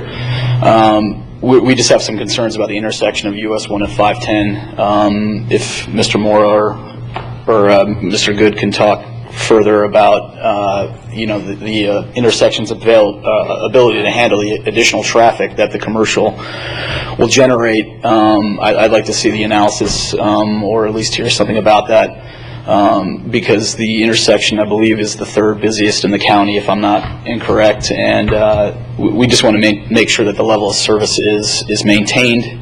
But beyond that, you know, I appreciate everyone's time that has spoken to me, and I appreciate Mr. Paladin taking time to talk to me. So we'd like to move forward, you know, jointly and work together and make sure that this happens. Lastly, if the intersection of US 1 and 510, if the design that's been in plans for at least 4 years that I know of, is eventually approved and fits this development, and we'll be able to maintain the level of service, I would encourage the board to press forward and get that intersection renovated as quickly as possible. If everyone's familiar with 17th Street, just west of US 1, there was some roads being developed there, and it really hurt the commercial that was in that area. And if Mr. Paladin and his group are going to be spending their own money to develop this project and put their own money at risk, I think we should, as a community, should support them and make sure that that intersection is done as soon as possible. But can you guys talk a little bit about that? All right, thanks very much. Thank you. Anybody else from the public? There being no one else from the public, Mr. Paladin. I'd like to address some of those questions, if I may, Mr. Chairman. Sure. As a matter of record, we've already paid all our impact fees several years ago. We also contributed $1.5 million plus to the improvements in that intersection. And addressing the intersection and the improvements, I'd like to ask Mr. Chris Moore if he would assist me.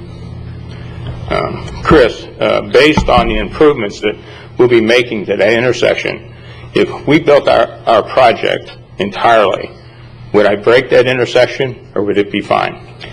No. When Bristol Bay was originally vested with its 500 multifamily units and its 90,000 square feet of commercial, they analyzed the intersection, they looked at the impacted links, and they paid their impact fees, and everything worked within an acceptable level of service. Now, the only thing that has really changed since that time is we have adjusted our work program. The 4-laning of 510 and the intersection improvements have been pushed back. However, they remain in our work program, and we still intend to do them when they're needed. Okay, and for the record, we're really pressing the issue, and we've met with Mr. Baird and staff several times. We're trying to coordinate with the county as much as we can to basically get these improvements completed in that intersection as the project is completed. One of the things that we're not looking forward to is to build the project do our commercial retail area, and then have the county or have the road be tore up 2-3 years later. So we're looking to coordinate this. So we're pushing this, and we want these improvements done probably more than you do. So we'll be working on this in unison with Mr. Ray and his group, Mr. Curley and his group, and also my group's very much in favor of trying to get the intersection done at the same time we have our project under construction. That's very important to us. So we will be pushing to go forward with this. But if there's any other improvements that we need to make to the intersection as we go forward, once we get our finding analysis done, once we submit our final, site plan, we have no problem doing whatever the county has asked us to do, and we've been very cooperative from day one, and will continue to do so. We're looking for your support, and we'd like you all to get behind us so we can make this a community affair. Thank you. Thank you. Mr. Chairman, Chris, just to follow up to make so I'm clear on this, when we look at the traffic concurrency of US 1 and 510, have you factored in the traffic that might come from, say, Mr. Curley's project or Mr. Ray's project, in addition to what this is coming through with? Well, any vested projects that have paid their impact fees are included in the analysis. There also is the existing traffic at the intersection is included, and a growth rate is also applied to the existing traffic. So that existing traffic, a certain percentage of growth, plus all vested trips. Now, if a project is not yet paid their impact fees and is not yet vested, some of that traffic would be included in the growth rate, but then as they come in and submit a site plan, submit a traffic study, they would have to show that with their additional traffic that the intersection would have to work. Now, that may mean that some of those improvements would be pushed forward with the developer's contribution or pushed forward in our county work program, but they would still have to show as they develop that the intersection must work at an acceptable level of service. So it would have to be done, yes. Okay, I guess if I understood their concern correctly, by changing the land use and adding the commercial, that might use up all the remaining existing concurrency. It may not break the intersection,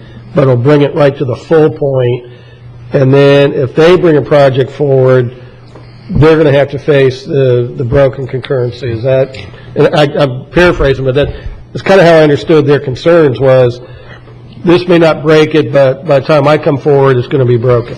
Well, it's a problem we would have anywhere where new capacity is being created by the four-laning. It's up for grabs. I mean, the first person to come in could get it. However, we also have a reallocation happening here. We have some of the commercial that would have been coming off of 510 is being pushed down south onto US 1. If a new signal is put in south of the intersection, that could grab some of that traffic and send it south without going through the 510 intersection.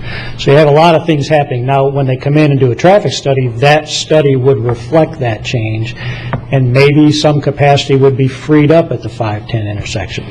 It's a bit of a crystal ball we're looking at right now, but until they come in with that traffic study, we wouldn't have any way of knowing how that would affect the intersection.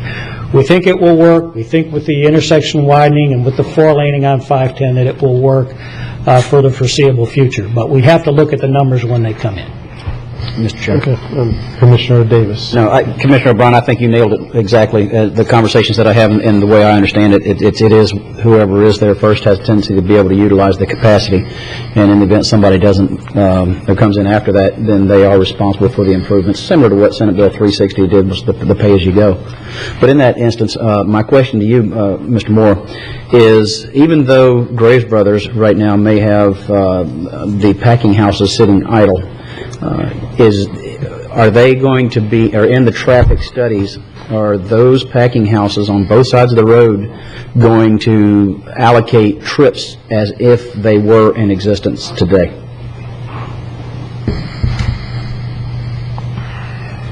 Well, their existing use is responsible for some of the existing traffic that's already on the road and being counted. Any improvements to those facilities would not be included until they come in and develop. I mean, we wouldn't know what new traffic would be associated with changes. No, but I understand what I'm getting at is, okay, it's a packing house as it exists, and therefore, there's a certain amount of impact fee credits that is associated with that clearly would be able to transfer to the new development. With that being said, and they start to do the traffic counts, we've got Mr. Paladin's groups coming in here, and I think that would wouldn't give Mr. Curley much comfort because he's got vacant real estate. That's a no-brainer. There's no trips there to be allocated anywhere until he comes in with the project.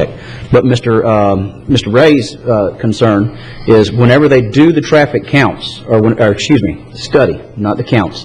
Whenever they do the traffic study, will they count the trips or potential trips that are there as if those two packing houses were in full operation? They get a credit for the existing use that's on the site, packing house use or whatever that may be. They get to subtract that out from their expected new traffic within the development. Right. All right. That was, and we have a packing house formula.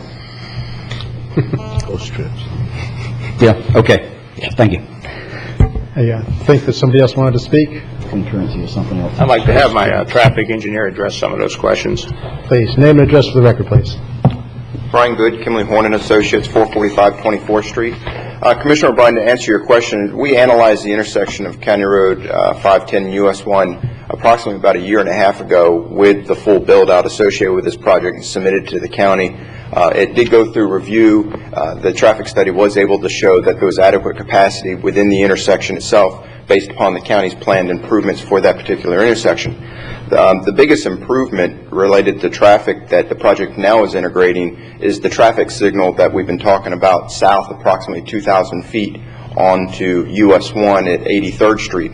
As Mr. Moore alluded, that signal would greatly reduce the traffic burden on 510 and US 1 because it would provide an alternative route for people to ingress and egress that would no longer have to route either westbound through the intersection or travel north on US 1 to make a U-turn to travel then back south on US 1. So the integration of a signal on US 1 at 83rd Street would have a great benefit on providing additional or not utilizing the capacity which the county is creating with the intersection improvement. We met with the Department of Transportation last week. We put this proposal before them. The Department of Transportation is supporting right now a signal at that particular location. They've given us some to-dos to go back and collect some information, come back to them, but they felt it was a very possible and they could see the benefit relative to the operational characteristics of US 1. And I understand that you've done that and you won't break the bank. But I think what we have to consider is if I'm a property owner in this current commercial node and I take the risk that, yeah, I know it's a first come, first serve, but, you know, I can look around my neighborhood and say, okay, I'm going to go before this guy, et cetera, and you can take a calculated risk on whether you're going to be, you know, first in line to get those units based on the existing commercial node as it is now. Okay, and then what we're being asked is to change the land use to bring in someone else that now is going to want to put their hand in the pie, so to speak. And that's what I'm trying to weigh is, for an existing property owner, you've taken a certain risk, but now we're going to make a change that might increase his risk. And that's just where I'm trying to find a balance is, and again, the glass is half full now, and you all come in and the glass will be full. It's not spilling over, but it's full. And now his risk is I've got to buy another glass or whatever the analogy is. So that's just kind of where I'm struggling is I understand you guys won't break it, but we are being asked to make a land use change that would put the existing property owners at a potentially higher risk rate. And that's just what I'm trying to weigh. I understand. The only thing I can offer to that question would be that the applicants already in the glass through their prepayment of their impact fees. They're already vested for, I believe, the 90,000 square feet of commercial and the 497 residential units. They're already in the concurrency tables. They're already being accounted for to that level of development through their prepayment of their impact fees. Right. So I just have to offer that up. Okay. I understand. Thank you. Thank you very much. Anybody else from the public wish to speak? Mr. Ray? Yes, Mike Ray again. And Commissioner O'Brien, your your observation and your comments are exactly what we are raising the potential concern for. And the gentleman just spoke to the concurrency that's in existence right now, and that was based on what the original Bristol Bay design was geared towards. This is in addition to that. So anything, as I understand, and having conversations with Mr. Paladin about this, they have paid fees up to this point based on the existing design of Bristol Bay with the residential aspect and the then previously approved commercial aspect. If that's the case, then this goes beyond that, and the additional intensity that this would create has not been paid for. If they do pay for it, then more power to them, that's fine. But to this point, what has been vested, or as I understand, paid for to this point, is what the Bristol Bay design as it stands now before you vote today or before this goes through the process. And if that's the case, if that is what has been used to help determine the design of this intersection and the potential traffic flow or level of service that this intersection is going to be designed and built to, then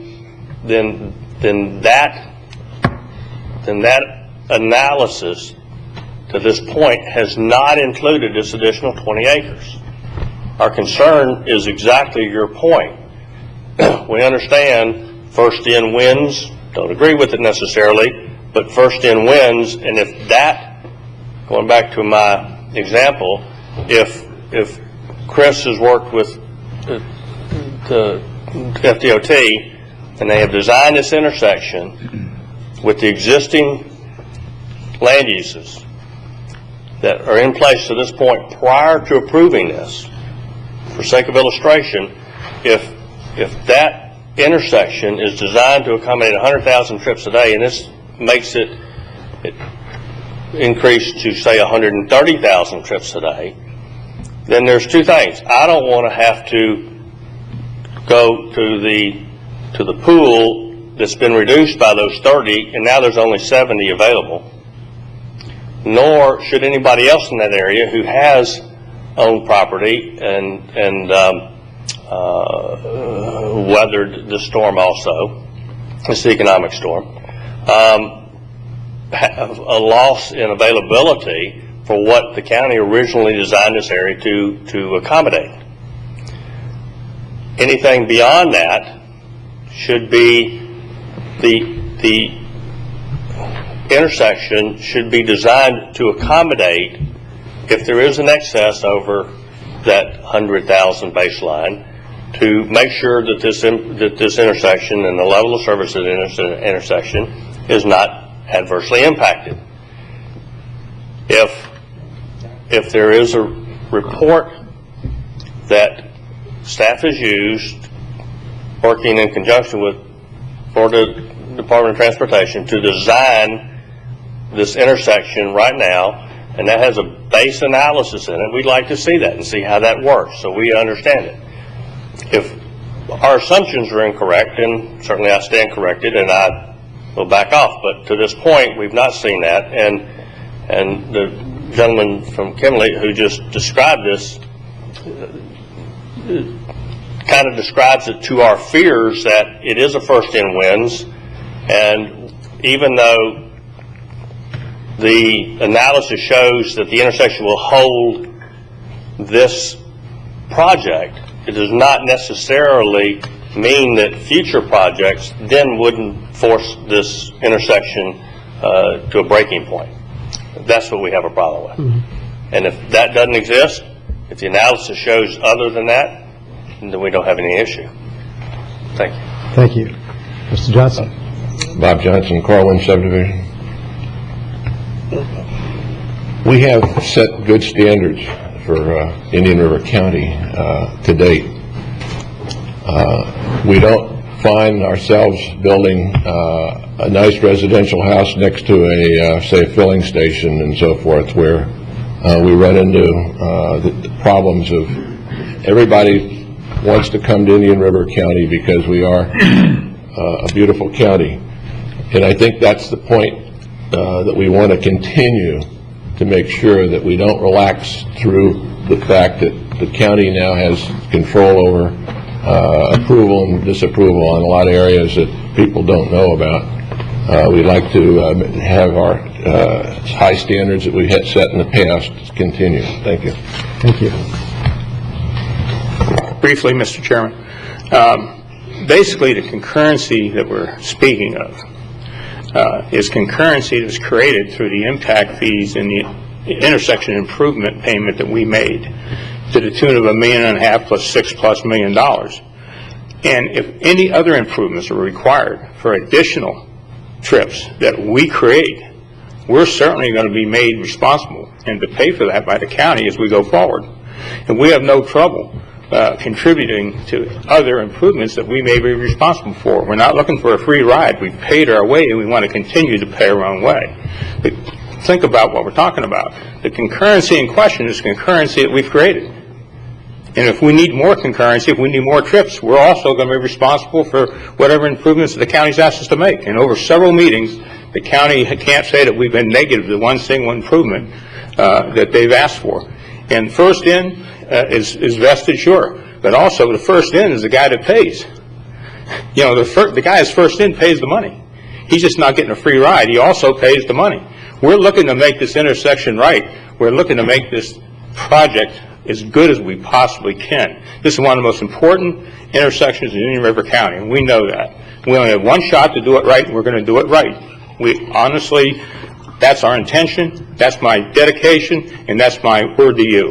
But think about what we're thinking about. First in pays the money. We're not only invested, we also pay the money. Thank you. Thank you.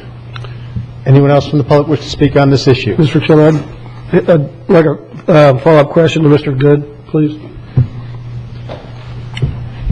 The subject property 3 that's going from commercial to residential is down between 61st and 63rd Street. Does that factor in to the concurrency counts on US 1 and 510? Is it close enough to be a... No, it wouldn't factor in. There's no, I'm currently aware there's no vesting on that particular property. No, I'm not worried about vesting, but by reducing it from commercial to residential, would that reduce the number of trips on US 1 and 510? To going from commercial to residential? Yes. I mean, residential is a less intense traffic generator, so. Okay. Did you factor that in when you did your traffic study? No, sir. Okay. Well, the traffic study that was submitted was for, at the time, what was the development plan for this particular project, which, if I remember correctly, was probably in the neighborhood of 400,000 or 500,000 square feet of commercial and a small portion of residential to accompany it. Okay. So I guess maybe Chris, again, I'm just trying to get my hand around this. Subject property 3. You know, I mean, when you factor all these in, and we're going to reduce the number of trips contributed by property 3, we're increasing the number of trips on property 1. When it all washes out, what's going to happen at the intersection? Well, what we know is that by 4-laning County Road 510, by widening the intersection, it's not just creating enough capacity for Bristol Bay, it's creating other capacity also. It's going above and beyond the amount of capacity that's necessary for just Bristol Bay. There's going to be additional capacity.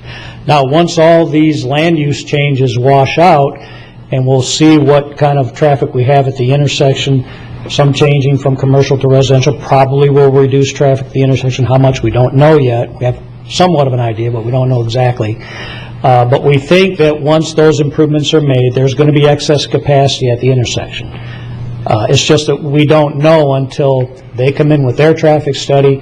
Other property owners like Graves come in with their traffic study as they move forward to develop. Then we'll have a better idea. But we don't want to leave the impression that when we do this widening and 510 is 4-lane, there's only going to be enough for Bristol Bay. There's going to be additional. It's going to be above and beyond that. How much yet? We don't know, because it depends on how fast everybody develops. Okay. Thank you. Thank you, Chris. Anybody else from the public wish to speak? There being no one else from the public, we'll close the public hearing. Gentlemen? Mr. Chairman? Commissioner Fletcher. Move staff recommendation on all 3 records. We have a motion to move staff recommendation from Commissioner Fletcher, I'll second that. second from Commissioner Davis. Any discussion? Mr. Chairman, I think the overall project is good. I'm glad to see it going forward.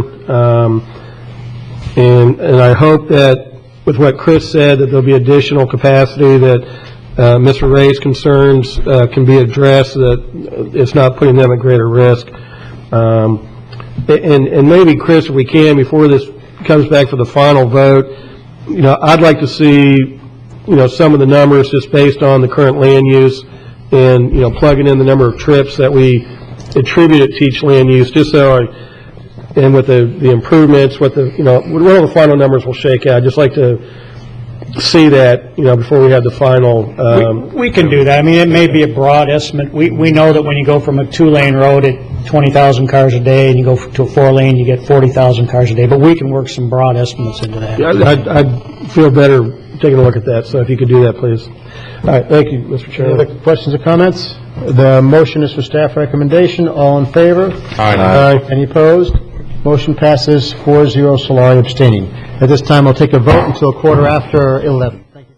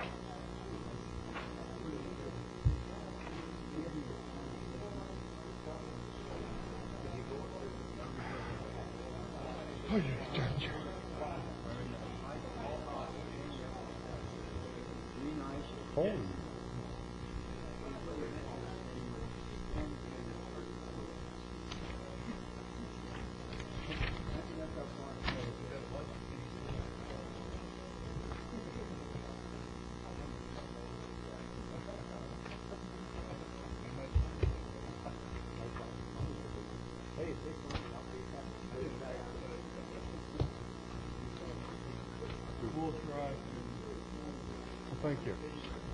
Thank you. I feel a lot safer in the community when people don't recognize me.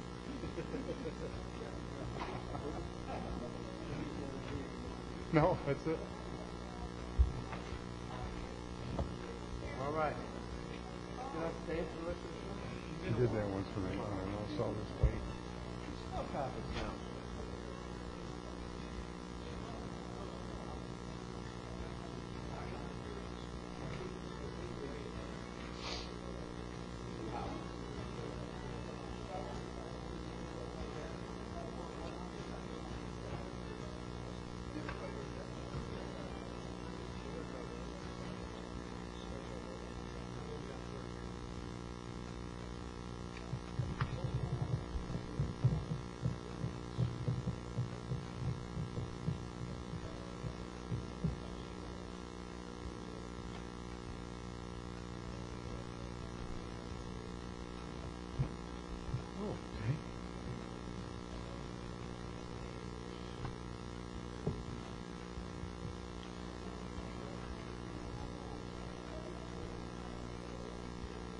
You guys want to start?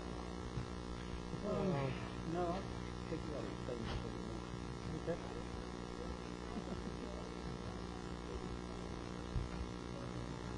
I know it. I understand. Don't do it with the same panache as you. But, panache? I'm trying, yeah, panache. You said the paperwork. You know, it'd be nice if there were two Jesuit-educated commissioners up here. Then Commissioner Wheeler might know what ab initio means. Ab initio. From the proclamation. And that's right. As I said, it'd be nice to have another Jesuit-educated commissioner here.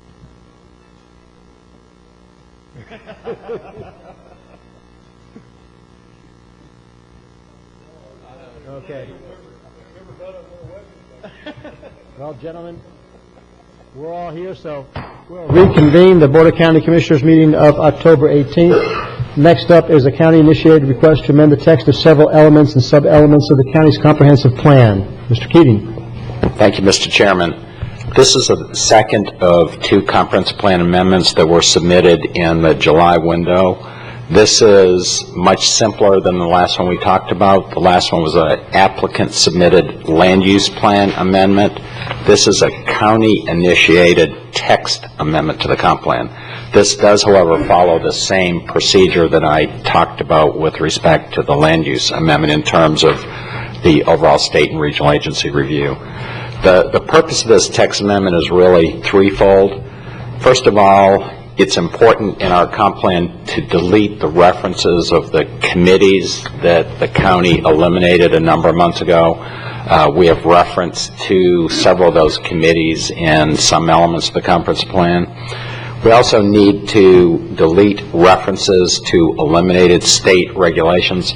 When the legislature passed House Bill 7207, it eliminated Florida Administrative Code Section 9J5, which was the growth management rule, and we have a lot of references in the comp plan to 9J5, so we need to delete those.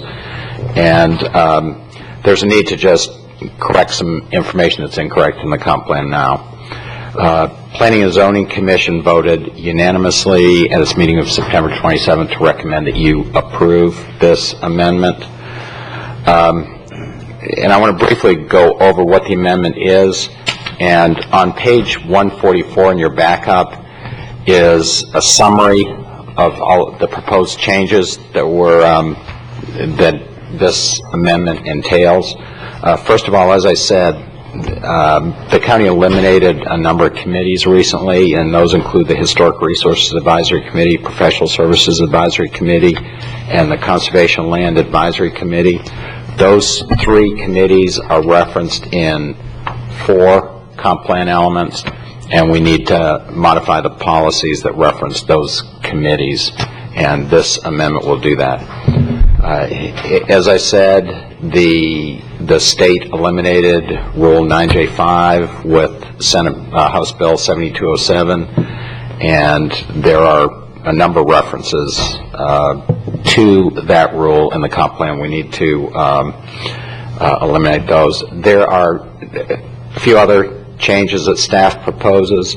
One change is adding recycling facilities to the agricultural land use designations, and staff feels that that's already covered in there because it comes under the broad category of agriculturally related businesses that is already identified as an allowed use in the agricultural districts. But when A1 Wally came up before, there was a question as to whether or not recycling facilities are allowed, and we're proposing to make it absolutely clear by putting in that specific terminology instead of having it in a broader classification. So that's one change that we're proposing.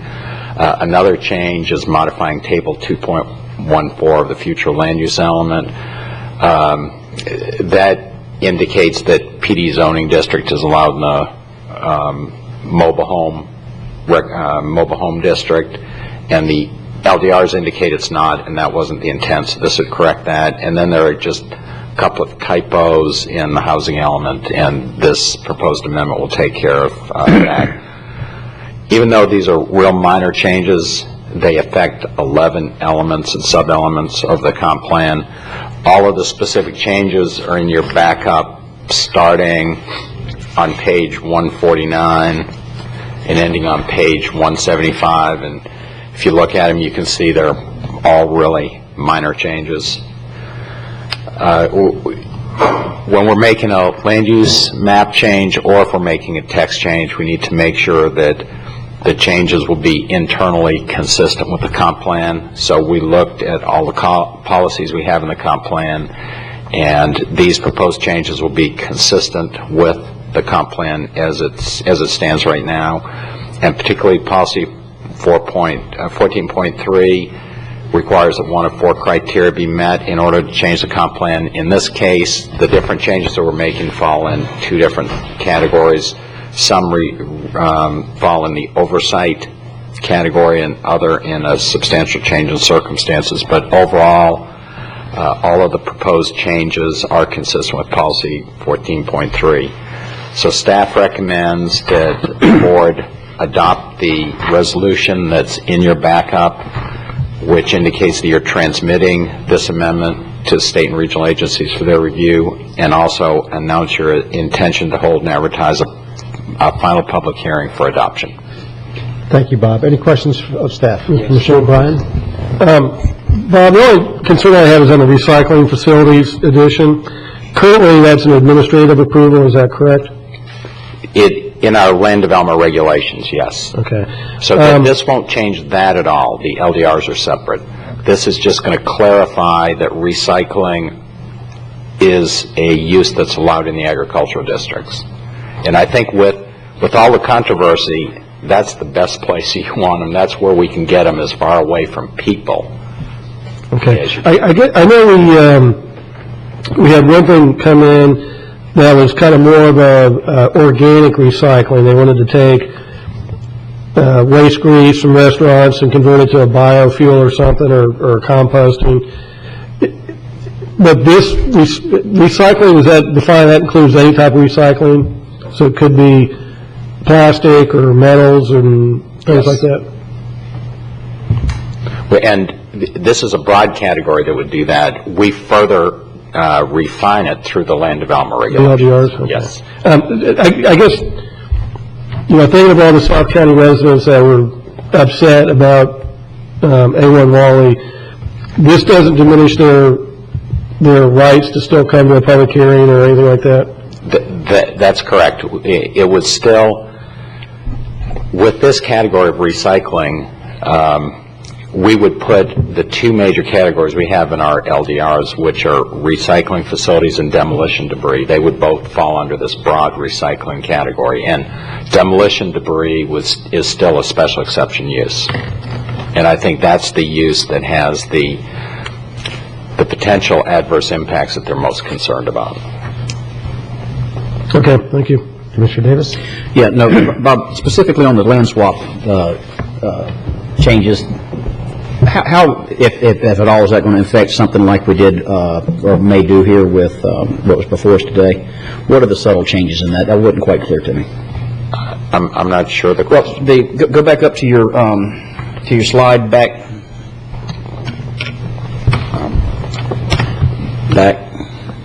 On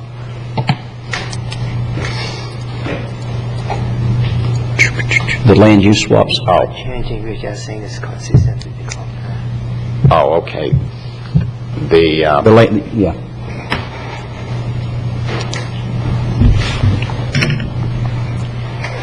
The comp plan consistency? Well, yes. But the swap or reconfigure of land uses at separate sites. The bottom one. Right.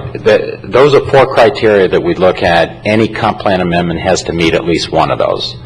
And in this case, all of the components of this text amendment meet either 2 or 3.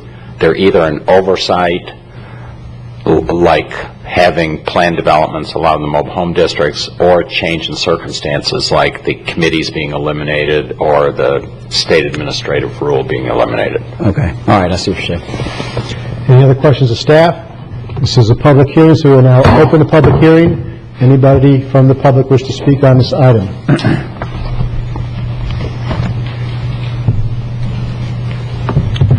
Bob Johnson, Corwin subdivision.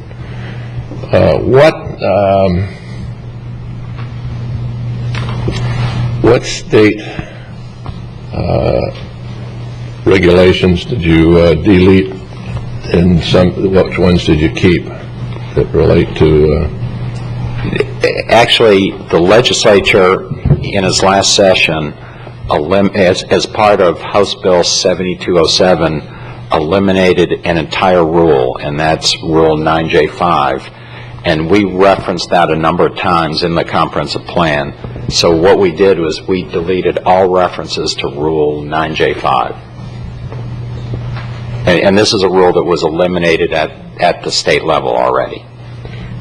With this comprehensive plan review, you've realigned your comprehensive plan to meet the state requirements. Did you change any federal requirements change, or any regional changes that you're changing in the comprehensive plan? No.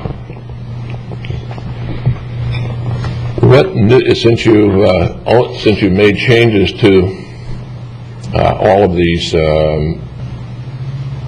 changes for the state, what new policies did you insert into the comprehensive plan that may have not related to the changes that were, for instance, any changes to the PD classification? No, really, the only change that isn't really minor, and this is pretty minor too, is adding recycling as allowed use in the agricultural district, just for more of a clarification matter. So there's no surprises that anybody should... No. So now in the future, we ought to be able to come up with our own policies, right? Future policies. For instance, in the plan development, in the past you've tried to separate them, or kept separating the plan development for what's going to be developed. In other words, it's going to be, that's at some other stage in the process.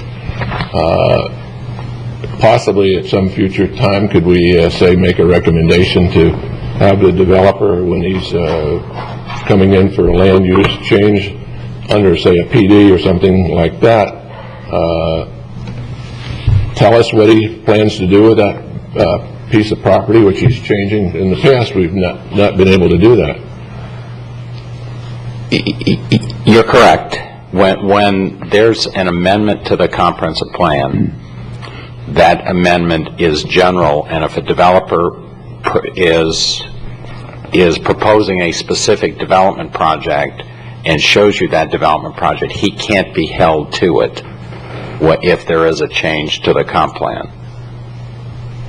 Past, like there was in a PD, I remember years ago there was a developer that showed a picture of a building, and then all of a sudden that building was never built, but it was correct the way it was because it was the PD was just a philosophical plan document or whatever you called it in your development.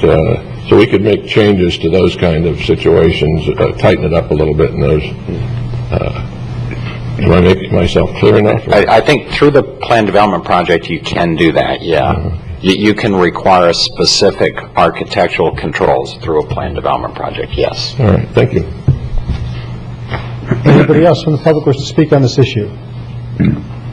There being no one else from the public wishing to speak. Second. We've got a motion for move staff recommendation from Commissioner Wheeler, second by Commissioner Fletcher. Any other discussion? All in favor? Aye. Passes 5-0. Thank you very much, Bob. Next up is the final public hearing and discussion of 2011 redistricting of the county commission districts. Mr. Plotwich. Yes, Mr. Chairman. This issue has been before the board several times in the past.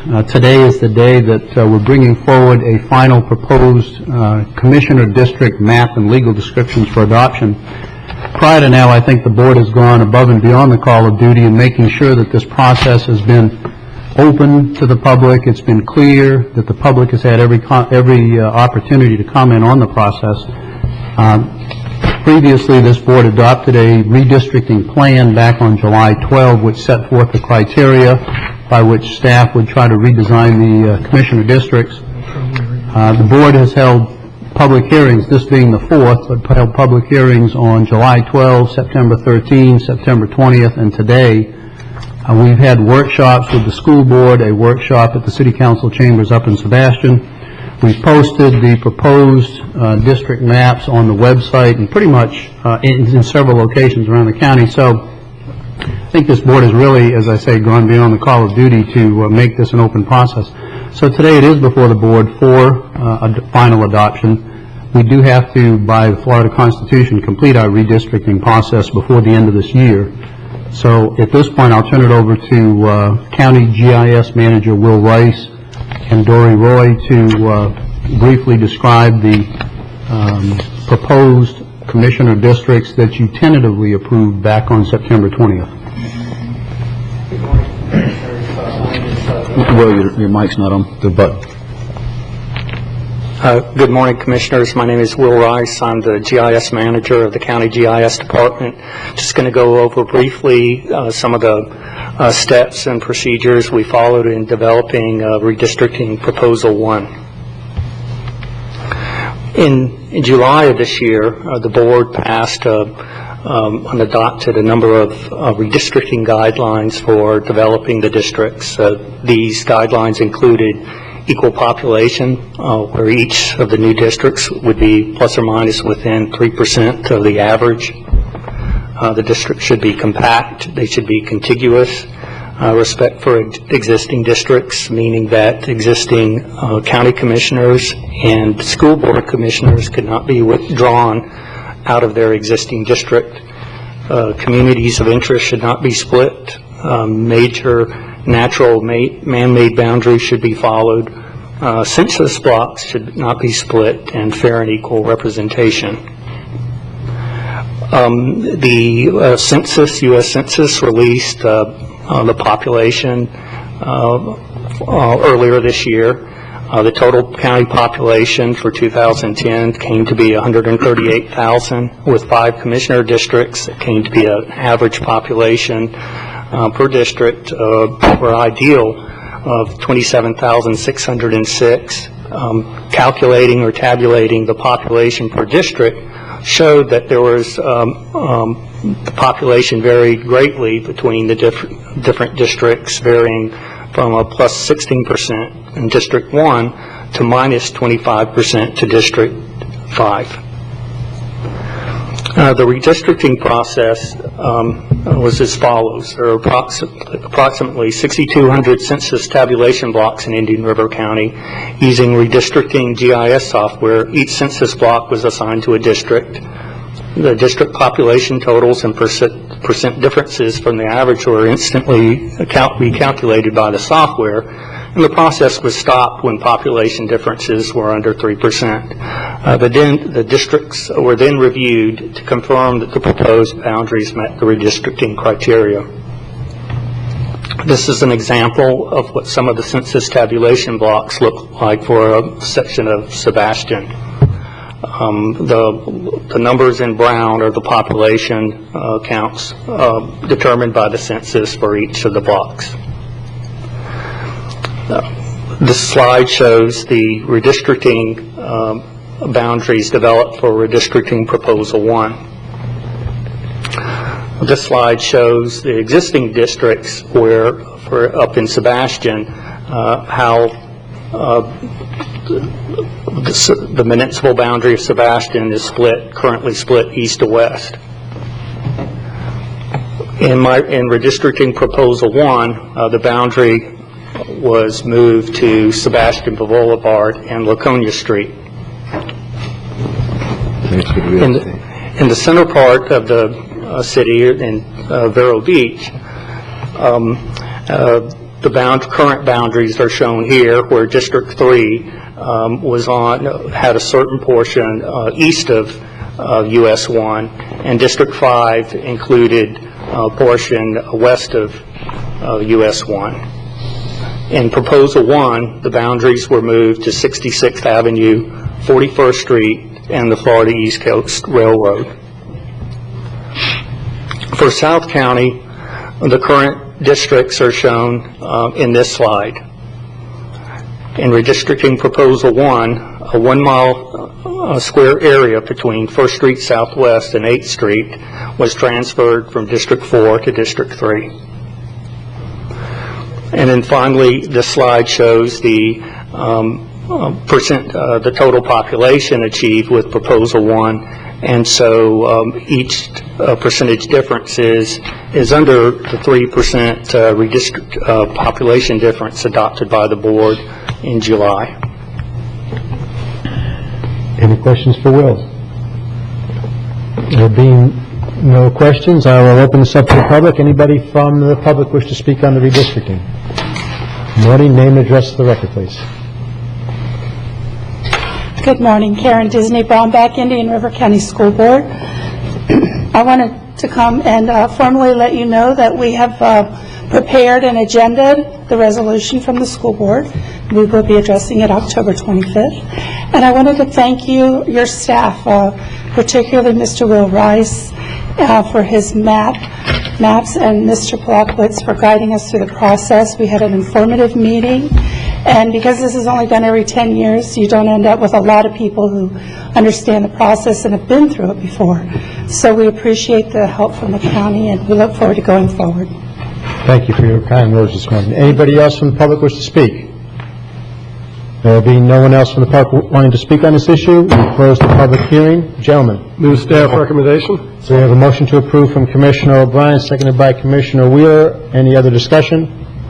All in favor? Aye. Motion passes 5-0. I'd just like to thank Will, Dory, and Alan for making something that could have been more complicated very, very easy for the commissioners. And I'm glad that the school board went along with us. I think that was good for all the citizens, saved the citizens money, and now look forward to the new precincts that'll come out of the supervisor of elections office. Just one comment I'd like to make. Everybody watching that I've made, and all of you have too, I'm sure, hundreds of times. All the commissioners are voted on at large, not by district. So no matter where you live, if you're a registered voter in Indian River County, you get to participate in all Board of County Commissioners and school board elections. So the districting primarily applies to the individual running. But I know that comes up all the time. It came up the other day. So, anyway. But to clarify that, all dirt road complaints do go to District 4. District 4 experience. Yeah, he's we haven't had any of those recently. You don't believe me, go look at his truck. The way that works, I mean, all the commissioners love every citizen in Rio County. Some of them just love Wesley more. Next up, public discussion items. There is a request to speak from Brian Heddy regarding an update on the possible sale of the electric utility. Good morning, Councilmember Heddy. Good morning, Commissioners. Do I do the usual disclaimer that although I'm an elected official, I'm here in my we understand that personal capacity. Don't. Anyway, You are who you are. you know who I am, huh? When I originally asked to be on the agenda, I didn't realize that FP&L was going to have a presentation, and I also see that on the agenda there's something for you to consider. But I did want to be here as one of your constituents, because in the November election there is in the city a question which I think is important to all of your constituents, because we all pay county taxes. One of the things that sometimes is missed by residents of the city is that we're still citizens, we're still residents of the county, and in the November election, there's going to be a question on a referendum, which I think needs a resounding yes, which will help this county and help the citizens in their individual electric bills every month. I think that is an important question, and I came to ask my representatives to help me. My petition really is pretty simple, and it is help your constituents by sending them a message that a yes vote on this question will help all of us, that the potential sale will help us not only in terms of electric bill, but FP&L pointed out that they had a couple of numbers, $600,000 a year extra that you pay in your electric rate on county facilities, and that if a sale were to happen to FP&L, it would add $1.7 million in collected ad valorem taxes. So I think the yes vote on the referendum is really almost a no-brainer. The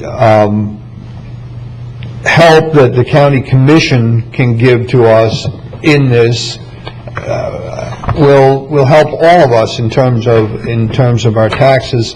One of the things that's happened since this question came out is that there's been a lot of misinformation. In fact, FP&L pointed to that, and you know, this question really is not all that difficult. In the city charter, there's a requirement that any public lands that are leased be approved by a vote of the electors.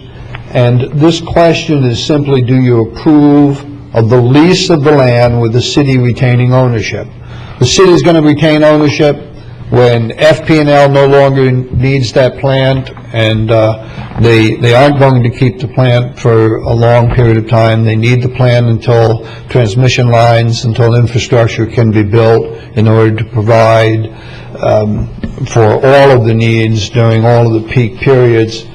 In the short term, they need the power plant strictly for peak loads. The yes question, the yes vote, just simply approves the city council having the ability to lease the land if FP&L shows up at the table with a deal that's acceptable. So anyway, I was just here to encourage you to see what you could do to help us get a yes vote. Again, I didn't realize at the time that you have something on your agenda for this. So thanks for the opportunity to speak with you. Clearly, I'm in favor of a yes vote, and I would hope that the constituents that do watch this understand that a yes vote will really help us all. Thank you. Thank you, Councilmember Heddy. Next up are departmental matters, consideration of requests by the City of Fellsmere for county participation in an application for funding under the Transportation Investment Generating Economic Recovery Rural Communities Grant Program. Phil, are you going to lead us off on this? Sure, absolutely. At your last meeting, the Board of County Commissioners directed us to bring back on a formal agenda item the request from the City of Fellsmere to provide $100,000 in matching grant funds in support of their Tiger grant application. Tiger is a transportation program. The full acronym, Transportation Investment Generating Economic Recovery. It's usually requires a 20% local match. However, for the rural component of the Tiger grant program, the local match can be dispensed with. Nonetheless, if you want a realistic hope of getting a Tiger grant through the Tiger program, you need to come up with a local match. $100,000 was requested by the City of Fellsmere. There is a draft budget that will accompany its grant application attached to your agenda item. We did a little analysis here at staff and took a look at what the proposed Tiger grant trail would entail. And if you can see this map, it's not the clearest, but I'll try to focus in a bit for you. In 2008, we drafted a North County Greenways plan for the rail trail program on the old Dinky Railroad or the Trans-Florida Rail Corridor. And since 2008, we've slowly been implementing one piece after another of that trail. Here you see in green the piece of the trail that existed and was built with the county pool complex. In red, we're about to let for bid about a half-a-mile segment from Sebastian Crossings that would connect up to the Pools Trail. That's being paid for by the Department of Environmental Protection through our first ever Recreational Trails Grant Program. In blue, we've allocated some of our enhancement funding that we get at the MPO level every year to build a piece of the trail from the North County Pool over to Fellsmere 392. Jason Nunemaker, who's here today, was able to secure commitments from the developer to build the piece through Fellsmere 392, or at least allocate some right-of-way. We've also been working with DOT to allocate and pledge future enhancement funds to build a crossing over 95 for the trail. What Jason's proposing through his grant is to build the trail segment roughly from the Fellsmere city limits at Fellsmere 392 all the way out to the western extent of the trail as it is on the trail program. This would include the Elephant Center, as was pointed out, Tigers and Elephants at the last meeting. And it's a bit of a northern extension up to that Elephant Center. In all, the Tiger grant limits are shown in purple. It's approximately 11 miles long. The allocation that we are anticipating here at the county is 40% of the requested match. We base that on the fact that the city limits shown here in green on the map comprise about 60% of the total proposed trail segment in the Tiger grant. Since we plan to use funding through the recreational impact fee, the Parks and Recreation impact fee as we call it, which can only be used in unincorporated Indian River County, and since 40% of this trail segment lies in the county, we anticipated a $40,000 pledge from the original $100,000 request. That pretty much summarizes it, and staff's recommendation is that you contribute $40,000 in Parks and Recreation impact fees to be used toward the matching share for the Tiger grant application. Further, we've been asked to support this application. I think we wholeheartedly support it. Good luck to them, and this will be a major step in getting the rest of the trail built. Thank you, Phil. Any questions for Phil? Move staff recommendations. Before we do, Jason, do you want to say anything on this? Good morning. Pleasure to be here, and I appreciate y'all's consideration of this item. We concur with the staff report. I think the methodology is sound as far as prorating the amount. The only deviation we might have is we have talked to Karen Deek with the SRA about possibly including another transit hub near the Fellsmere Cemetery, which is actually in Sebastian. So we may include a line item in there for that, and it is on the trail. So that's not something I'll come back to y'all on, but just so you know, we might include that additional transit opportunity in this application. Very good. Thank you very much. There was a motion from Commissioner Fletcher, seconded by Commissioner Davis. Any other questions? Come on up, Mr. Johnson.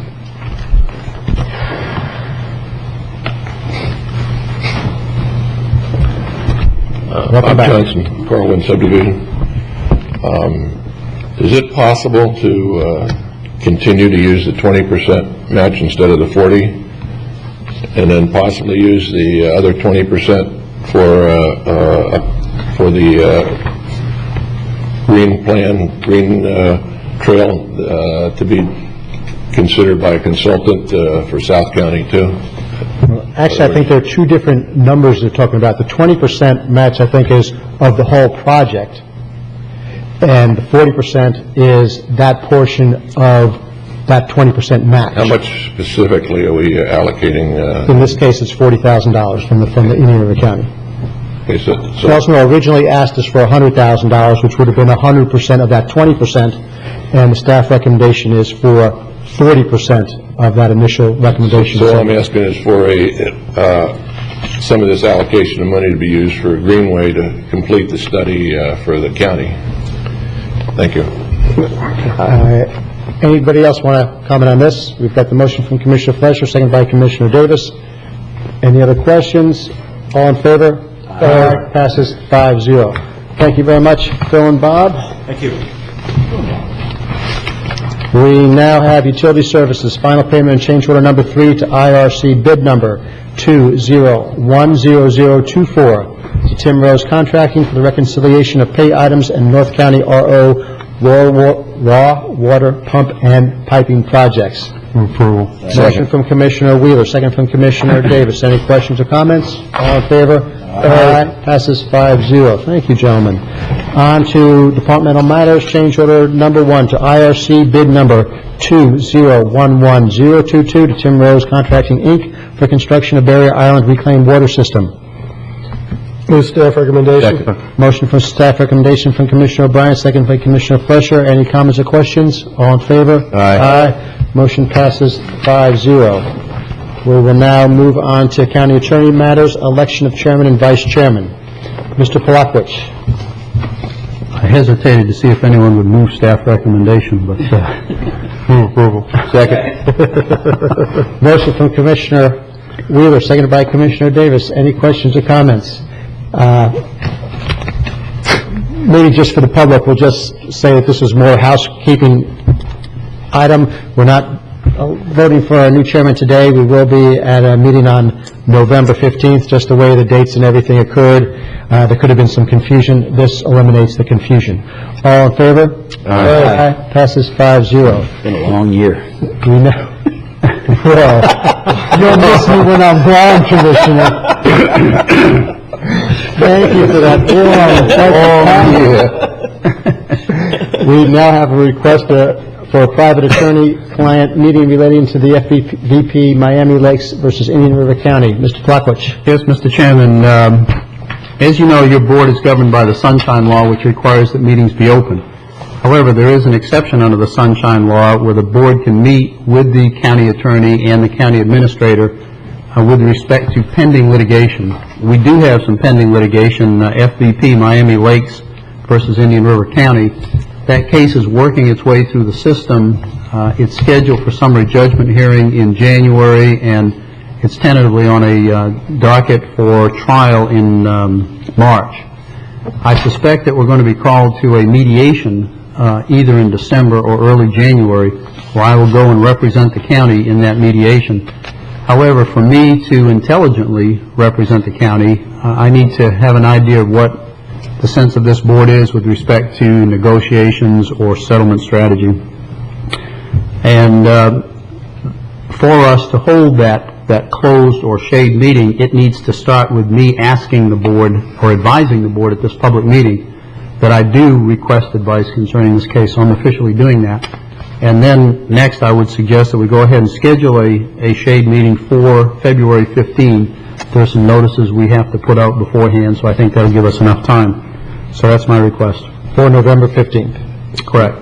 You said February. February 15th. I nice and easily corrected him. You guys didn't have to make a point of it. Okay. You guys are really obnoxious today. I just didn't know that you had gotten it right, so. I did. Total transparency. November 15th. Trying to make this easy for everybody, and you guys, well, enough said. Total transparency. Any questions on this? The only correction I would make is when our attorney said that he could more intelligently do this with our input, I think the correct word would have been more correctly. More appropriately or whatever. So I take a motion. Recommendation. Second. Motion from Commissioner O'Brien, second from Commissioner Fleischer. All in favor? Aye. Passes 5-0. Thank you, Alan.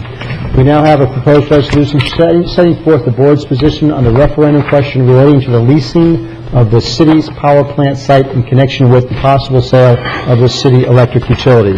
Mr. Polakwich. Yes, Mr. Chairman.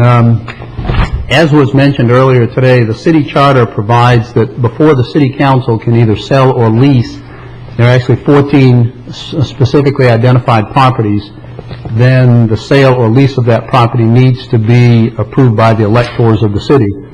In furtherance of Section 5.05 of the city charter, the city council has scheduled a referendum to be held on November 8th in connection with that election on the question of approving a lease, asking the electors to approve a lease of the power plant facility if it turns out that a sale to Florida Power and Light is beneficial to the city. Last week, after our meeting, a suggestion was quickly presented to me by our chairman that we prepare a proposed resolution supporting a yes for approval vote on the referendum question on November 8th. So with the help of various individuals, we quickly prepared the resolution, which is in your package starting on page 231. And you can see the resolution basically does two things. It says, number one, the board finds that a sale of the city's electric utility on reasonable and appropriate terms will benefit all residents of Indian River County and will positively impact economic recovery and development in Indian River County. And secondly, accordingly, the board supports a yes for approval vote on the referendum question to encourage further negotiations relating to the possible sale of the city's electric utility. So that's been prepared, and I'll present it back to the chairman. Okay, and I'd just like to make a couple comments on this. This is really a pretty simple and clear resolution. As Mr. Blackwood said, we're here talking about this because the city of Vero Beach's city charter provides that the present site of the city's electric plant may not be leased unless it's approved by the voters. So that's why we're here today. And all we're doing, or all the referendum will be doing, is asking the city voters if they approve the lease of the city of Vero Beach Power Plant site, if the city council finds such sale is beneficial to the citizens of the city of Vero Beach. Well, it's also a very simple resolution. As I see it, all this does is basically keep the conversation moving, which I believe is basically what the FP&L representative said earlier this morning. So the bottom line is the resolution is asking the board to support a yes for approval vote on November 8th. Move staff recommendation. Second. Motion for staff recommendation from Commissioner Fletcher, second from Commissioner Davis. Mr. Chairman, under discussion, please. Yes. I think and I'm all for moving this forward, so I'm coming from the position I think it is important. But I have been hearing from a lot of the city voters who, at this point in time, are not going to vote no because of how they're interpreting how this referendum is worded. And the problem comes down to the use of the word lease. Now, lease can be a verb, meaning do you approve of the fact we are going to lease this property at some point in the future? But a lease can also be a noun. And are you asking them to approve a formal lease, which really hasn't been created yet? And that's where the people I've heard from are very adamant that they don't want to be voting that would be approving this document that hasn't been written yet. So I think we need to make it very clear somehow in our resolution by adding a additional whereas or a resolution that there's going to have to be another referendum with the actual document that they can reference to put before the voters of the city. Because I think how I read it is I'm treating this as a verb. Do you approve that the city should lease the property? But then they would still have to come back with the final lease. And the voters, so this is almost like a straw ballot and not formal approval of a lease, which hasn't been written yet. Mr. Chairman? Commissioner Davis. In the event that this did get approved as a noun, would the city council then be able to move forward and approve the lease as a verb without it going back to referendum? No. From discussions at the forums, and all I can say is what the candidates have said, is it would not need to go back to the citizens again. That's what I thought. But the consensus, and again, this was just at a forum, so it has no binding power.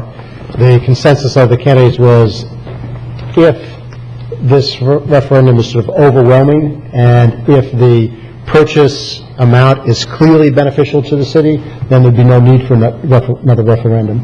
If it were a tight and close-knit affair, then they'd probably go and ask for a referendum. Sure. So I think it's appropriate to leave that choice in the hands of the city council at the time, when all the facts are on the table. Sure. And I think our best part personally is just to try to get out the fact that this is just allowing the conversation to continue a little further, because that's all it does. It's not binding anybody to anything at this time. Commissioner Davis. And I've just, so specifically along, trying to make a whereas with about, I don't know, maybe 8 or 9 words, Commissioner, what did you have in mind? Okay, you can use 10. Yeah.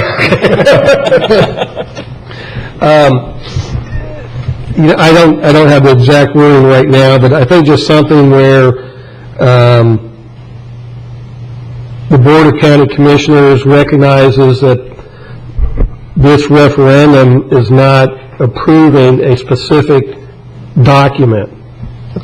Perfect. That sounds good. And then put a whereas in front of it and an and after it. Yeah, whereas we understand that this referendum does not approve a specific document. Okay. If I could just make a comment. When I prepared this resolution, I walked that line that Commissioner O'Brien is raising, which is, what exactly is this referendum? Is it the referendum that will be binding in the end, or is it kind of a first stage referendum that will have to be repeated once you have a specific lease? My personal conclusion was that that's probably a decision the city's going to have to make rather than us make for the city. Right. So I ended up, as you can see, the language I chose in the actual resolution part at the end, vote yes for approval. I said to encourage further negotiations relating to the possible sale. But I went down on the side of at least not saying it's binding, because I don't know if it's intended to be binding by the city council. That's good. That seems to do it. So I think the statement's already existing. if everybody's happy with that, we will go ahead. We have the motion from Commissioner Fletcher, seconded by Commissioner Davis. All in favor? Aye. Aye. We go 5-0 to vote yes for approval on the referendum November 8th. Thank you. Next up, we move to... I'll move approval of minutes for the 16th and the 6th. Motion for the approval of minutes of August 16th, 2011 and September 6th, 2011 by Commissioner Wheeler. Second. Seconded by Commissioner Fletcher. Any discussion? All in favor? Aye. Passes 5-0. Amendment number 2 to work order number 29 to Geosyntec to implement the Florida Department of Environmental Protection approval remedial action plan modification at the former South Gifford Road landfill. Move approval. We have a motion from Commissioner Fletcher. I'll second it. Any discussion? Again, my question is, where do these end? This is the Florida Department of Environmental Protection, and it ends when they die.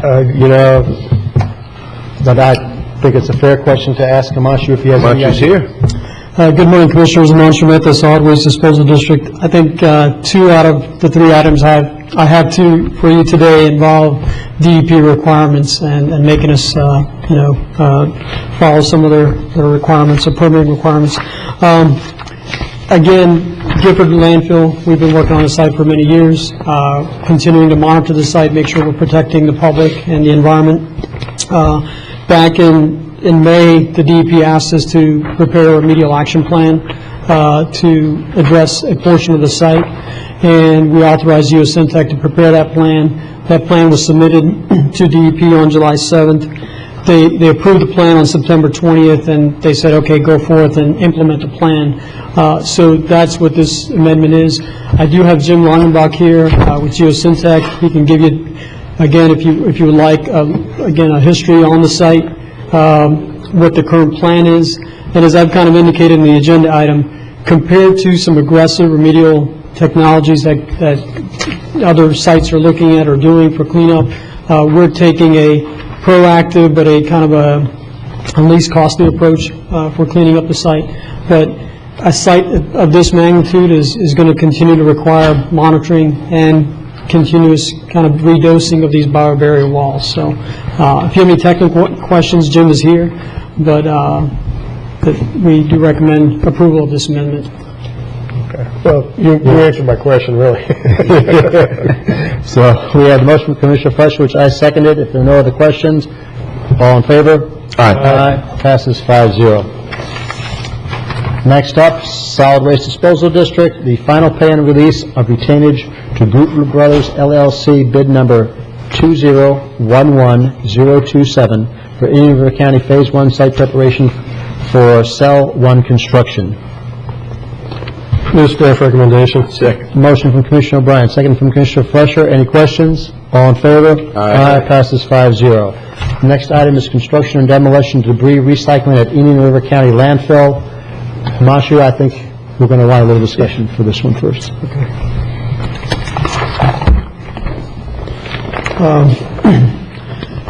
Commissioner Solari, I believe you had asked us for a table that expanded on the table that I have in the agenda item, so I'd like to just... Sure did. That was one of those spreadsheets where I saw that and I just begged that fourth column. Okay. So if you have it, I'd appreciate it. Yeah, let me pass that on to you, and apologize, I think it's done real quickly. You know, there's nothing better to do on Monday morning than to discuss a good spreadsheet with the county administrator. Or the football games. Well, you know, Joe, you ought to thank me for not coming in there and discussing the football games every Monday. Thank you for this, Amashi. Apologize for a couple of typos on there, but let me start back again. This is another DEP requested item in our permit requirement that we received earlier this year. DEP said you can no longer continue to dispose of construction and demolition debris with the MSW all in the same area, that you got to make an effort to segregate the material first, recycle some of the components out of it, and then you can bury it. Again, this is part of what the legislature did in 2010. They're trying to get a lot of these C&D facilities, new permits that they're issuing, to get them to be a line facility. And they're trying to discourage C&D material from just getting buried in the landfill. And so it is a permit requirement. We got a 6-month extension to November 1st to implement this. And I think last time I brought this forward to you, commissioners had some questions. I try to give you some background about, what is C&D Recycling doing across the state. There's some a Recycling Gold report that DEP issued that kind of basically said 25% of all the municipal solid waste that gets buried into a landfill, 25% of that is C&D material. Other reports by DEP indicated that about 5% of that is metal, 9% is about asphalt and concrete, 30% is wood, and other reports have indicated about 11% is C&D debris.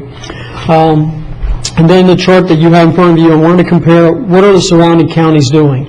And overall, St. Lucie, Martin, and Brevard County do have a C&D recycling program occurring in their county. Indian River County does not at this time. So to kind of just briefly, this was an email survey that we did comparing our neighboring counties. It varies, as you can see. St. Lucie and Martin County is comparable to Indian River County. We're looking at 16,000 tons of C&D in St. Lucie, 25 to 30 in Martin County, and we last fiscal year had about 23,500 tons of C&D material. What do they charge the customers that are coming into their front gate? Again, for the most part, we're in the ballpark with our surrounding counties. St. Lucie County charges $29 a ton. Brevard County is about $23.66. We're a little higher at $31.80 a ton. However, Martin County charges $40.60 per ton. And I'll explain that a little bit later in terms of their higher tip rate. What kind of recycling rate are they seeing? Because they already have a program in place. And this is the feedback I got. St. Lucie County feels that they're recycling about 42% of all that material. Martin County says 55 to 60%. And Brevard County just started a C&D recycling program this year. We're estimating to be in the range of 15 to 40%. Is what we're hoping for.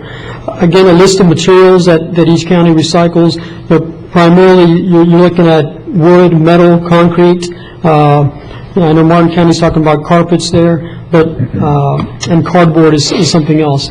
The proposal that we're here to talk about today from Republic is looking at concrete, metal, and cardboard are the three easily accessible items that they feel that they can get out of the C&D material. There are different programs and processes in terms of how do you recycle C&D. There's a manual separation, a combination of heavy equipment and manual labor, or something like Martin County that has like a $3 million indoor facility for C&D recycling. They have a kind of a heavy mechanical processing with conveyor belts and things like that, and it's an indoor facility that they have.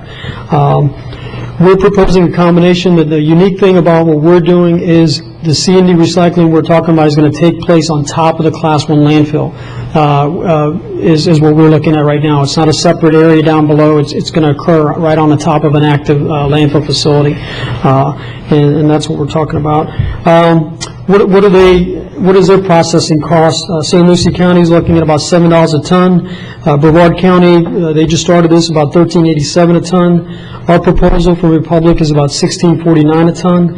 And Martin County, again, they have a private contractor on their facility inside that $3 million facility, and that private contractor charges $30 per ton to process the material. What is the approximate revenue? St. Lucie County, again, they have their own facility. It's county-run, county-operated. I think what they were saying back in the day, not at 16,000 tons a year, but when the economy was booming, they were looking at revenues in the range of about 200,000. Martin County has a high estimate on revenues. What they're looking at basically is a cost differential. If you take the $10 that they're netting, they're charging $40 a ton at the gate. They're paying their contractor $30 a ton. Looking at the 25 to 30,000 tons of material per year, that's what they're kind of basing their revenues on. Brevard County expects about 50,000, and for yet it's kind of yet to be determined in terms of amount of material we get. The proposal from Republic does look at a 10% revenue share, so that is something that we're looking at in terms of revenue. Are there other competitive, private C&D haulers? That was the last question we asked. St. Lucie County does have one. In terms of what they charge, they basically said it's up to the company. Our understanding is that the private contractor is charging just a little bit less than $29 a ton in St. Lucie County. Martin County doesn't have any private C&D facilities. Brevard County has one, and they're charging, as you can see, $23.50, which is just below the tipping fee charged at the Brevard County landfill. And at this time, Indian River County does not have a C&D private facility here. In talking about the proposal from Republic, again, we're looking at a C&D operation taking place on the top of the landfill. When a dedicated C&D material comes in, our scale house knows it's C&D material. They charge them $31.80 a ton. It goes to the top. Instead of burying it right now, what Republic is going to do is divert them to a separate area on the top. They're going to have them bury the material, and Republic staff is going to go through and try to pull out concrete, metal, and cardboard. They'll put them in containers, and then when those containers are full, they'll take metal off-site for recycling, which will get about a 10% revenue share on that. Cardboard is going to come down to our MRF, which then we will be able to send off for revenue on a cardboard. Concrete, we do have a clean concrete pile that we have at our site, so we would try to, again, bring the concrete there. It just keeps it out of the landfill, keeps it from taking up valuable airspace. So there's a benefit in terms of keeping the concrete out of the landfill in that way. We have room available at our the old C&D landfill. There is some airspace available, so that's where the clean concrete would go right now. We have no plans to crush the concrete or anything of that matter. If a market down the road is available where we can do something with the concrete, we can look at that at a future date. For Republic, they've asked for a $2.50 per ton increase to the current rate, which is $13.99 is what we're paying them right now. So the new rate that they propose is $16.49 per ton. They have offered us a credit of $13.99 a ton for, again, what material leaves the landfill, and predominantly we're looking at the metal. Whatever metal they pull out, they'll be weighed out. I think they're planning to take it to Mr. Scrap. We would get $13.99 a credit on that, plus 10% revenue share. We did, again, it's a similar chart to what we provided. Depending on the percent recycled, we do see a savings potential there. However, on the low percent of recycling, we do see this to be a cost increase for us. And talking to Jason Brown, the budget director, and his analysis, we have made it a requirement, a minimum requirement that Republic shoot for a 15% recycling rate at the landfill. Todd Westover is here. I know in his original proposal, that is something that they did not agree to. That is staff recommendation to impose that 15% requirement on them. And overall, we're recommending this to be a 6-month pilot program just to see how this works. I think that will give us some ability to go back to DEP and say, we are complying with your permit, we are proactive, we're going to implement a C&D recycling program, but it could potentially be a cost increase for us. One of the loopholes that DEP does have is if a county can demonstrate that it's not economically feasible to do so, then you could, file a petition saying you don't want to do this. So I think a 6-month window would give us an idea of, is this a cost increase or is there potential savings or potential revenue to be made for doing this program. So staff is recommending a 6-month pilot program. We do ask, given that the November 1st deadline is to go ahead and authorize us to approve Republic to start this program as of November 1st, and then to come back to the board with a formal amendment to their contract to be approved at a later date. So we'll just note that on the savings or loss column, given that it's a 6-month program, that number would be cut in half. That's correct. Mr. Chairman. Okay. Commissioner Fletcher? I had a question on the 15%. How do you propose to be able to enforce that, and what would be the consequences? We're going to do it by weight, and what would be the offsetting factor? On the first part, we would be able to track the weight because they are going to put things in containers. So the concrete, the cardboard, and the metal, would be put in containers. It could be weighed across our scale house down below, so we could track the tonnages that way. If you're looking at in terms of the savings column, it would really mean what they were talking about in terms of the percent metal that leaves the landfill. But in terms of other savings, there's a landfill space savings that we would get by taking the cardboard and the concrete out. We could track the tonnages that way, but I don't want to mislead you in terms of the savings column. They're only offering a credit on what leaves the landfill. So, but if again, it's the commissioner's decision on that 15%. If we included the concrete and the cardboard as a minimum requirement on tracking the recycling that's done, then they potentially could meet that. But we wouldn't get the rebate on the concrete or the cardboard because it's not leaving the landfill. So I don't know if I'm clarifying that properly, but we would be able to track the tonnages by weighing the containers when they come off the landfill to see how much concrete are you recycling, how much cardboard are you recycling, how much metal are you recycling. And again, in the 6-month program, we could take a look at, did they reach this could be a 15% goal for, or requirement for a 6-month period in trying to achieve it, because again, it's going to be a little bit of trial and error in the beginning to get the program. Enforcement, I think that was your last part of your question. It's something we could come back to you in 6 months and say that this is what the final result was. What are the consequences? I mean, if they come up short, if they come 10%, why even have the 15% in there when we know that... we don't think it saves us money if we don't. If we don't reach 15%, it's going to cost the county more money. That's why we got the requirement. But it's a 6-month pilot project, and if it seems to be financially a solvent approach, then of course the county and Republic would want to move forward. Regardless, I believe if it's 10%, 20%, 30%. Of course, the higher number, the more the savings, but I don't believe that there's any enforceability there with the 15%. I just think that, let's see how we go forward, and of course, Republic is going to, I trust, work hard to ensure the number is high for financial gain. No?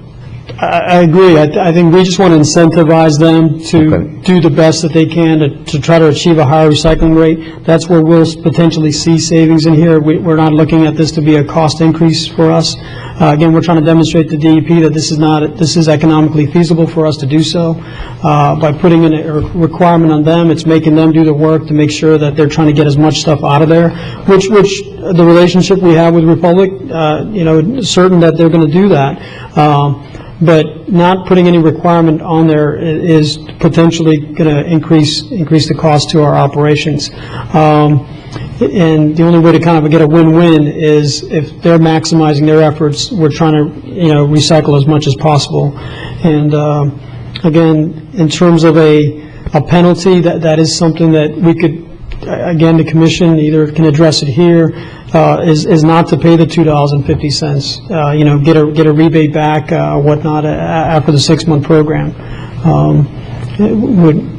That additional cost is what we're looking at. As long as this can be a net neutral project for a 6-month trial, it's something that, we should move forward with to comply with the DEP permit. Thank you, Marshall. Commissioner Davis. Let's just suppose that somebody came forward and they wanted to do a C&D recycling facility. And how would that, to me, if we're teetering on it being barely profitable, getting 2 of them involved would almost ensure it not to be profitable, it would seem to me. And so I don't know whether, hypothetically, somebody's going to come before us in the next 6 months. But if they do, or do we have a plan in the event that happens? And I think you know where I'm going with that question. Sure. We're addressing that. We sent a letter to a private facility that was inquiring about what's solid waste's position. And, as long as they get a DP permit to open up a private facility, there's nothing, we can do in terms of our flow control of C&D material. So as long as it's a permitted facility, we would kind of support that. At that future date, we would potentially be able to go to DEP and say, hey, there's a C&D recycling facility in Indian River County. We're going to divert our material from our facility to there, take this permit requirement out of our facility. And is there merit to that statement or that argument, you think? It is something we could propose to DEP, because DEP would be approving a private facility, going forward. So that could relieve us of this permit requirement for us to do it in our facility. That is something, once a facility is approved and permitted and up and running, and if that's an option available, we could approach DEP at that time.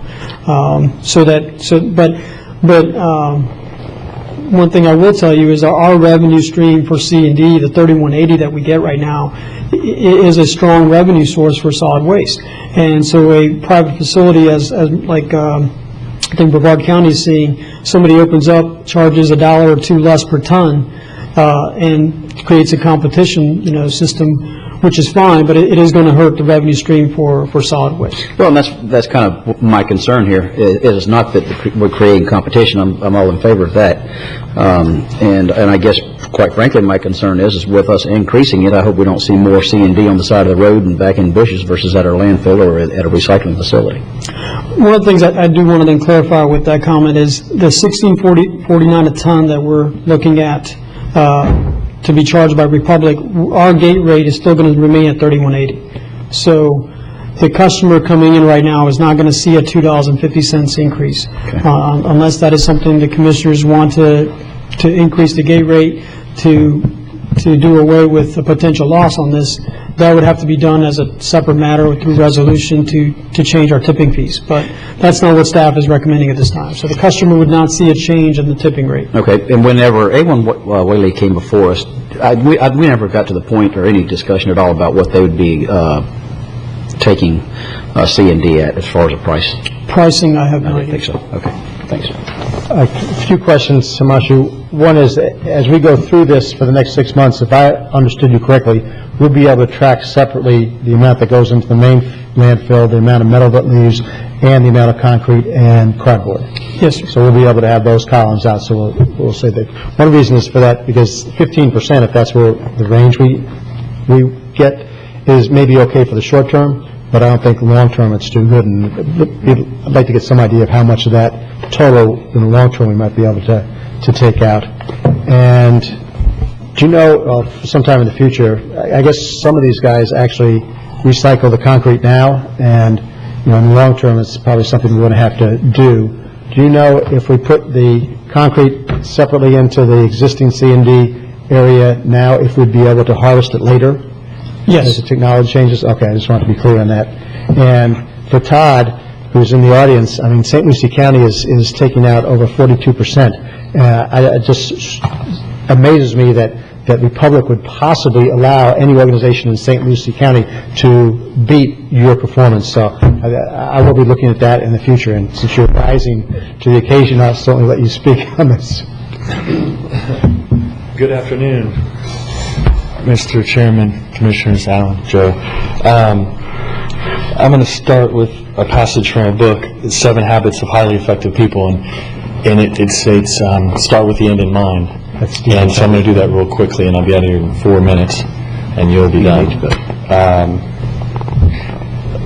I propose that, and I predict that there'll be, at the end of this, a 5-0 vote in favor of it, exactly the way staff has presented it, except for one small piece, and that is the 15% max minimum requirement, for many reasons. One is, even if it was Todd's garbage company, I couldn't and wouldn't sign it, any agreement that had that in there, for several reasons. I did a survey and called a lot of our GCs, our general contractors, and I asked them in the last 3 days since I saw this hit the agenda on Friday.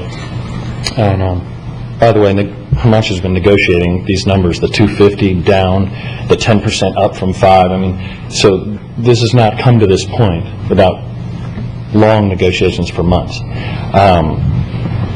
and concessions on our part. But the general contractors said, Todd, how can you guarantee 15 or any percent, 10%, 5%, 2%? Because we come to work when the sun rises, and do you know what we see when we get there? To our job sites? We see people jumping out of our construction dumpsters with metal and cardboard and things that are recyclable, just like the air conditioners that we all know so much about.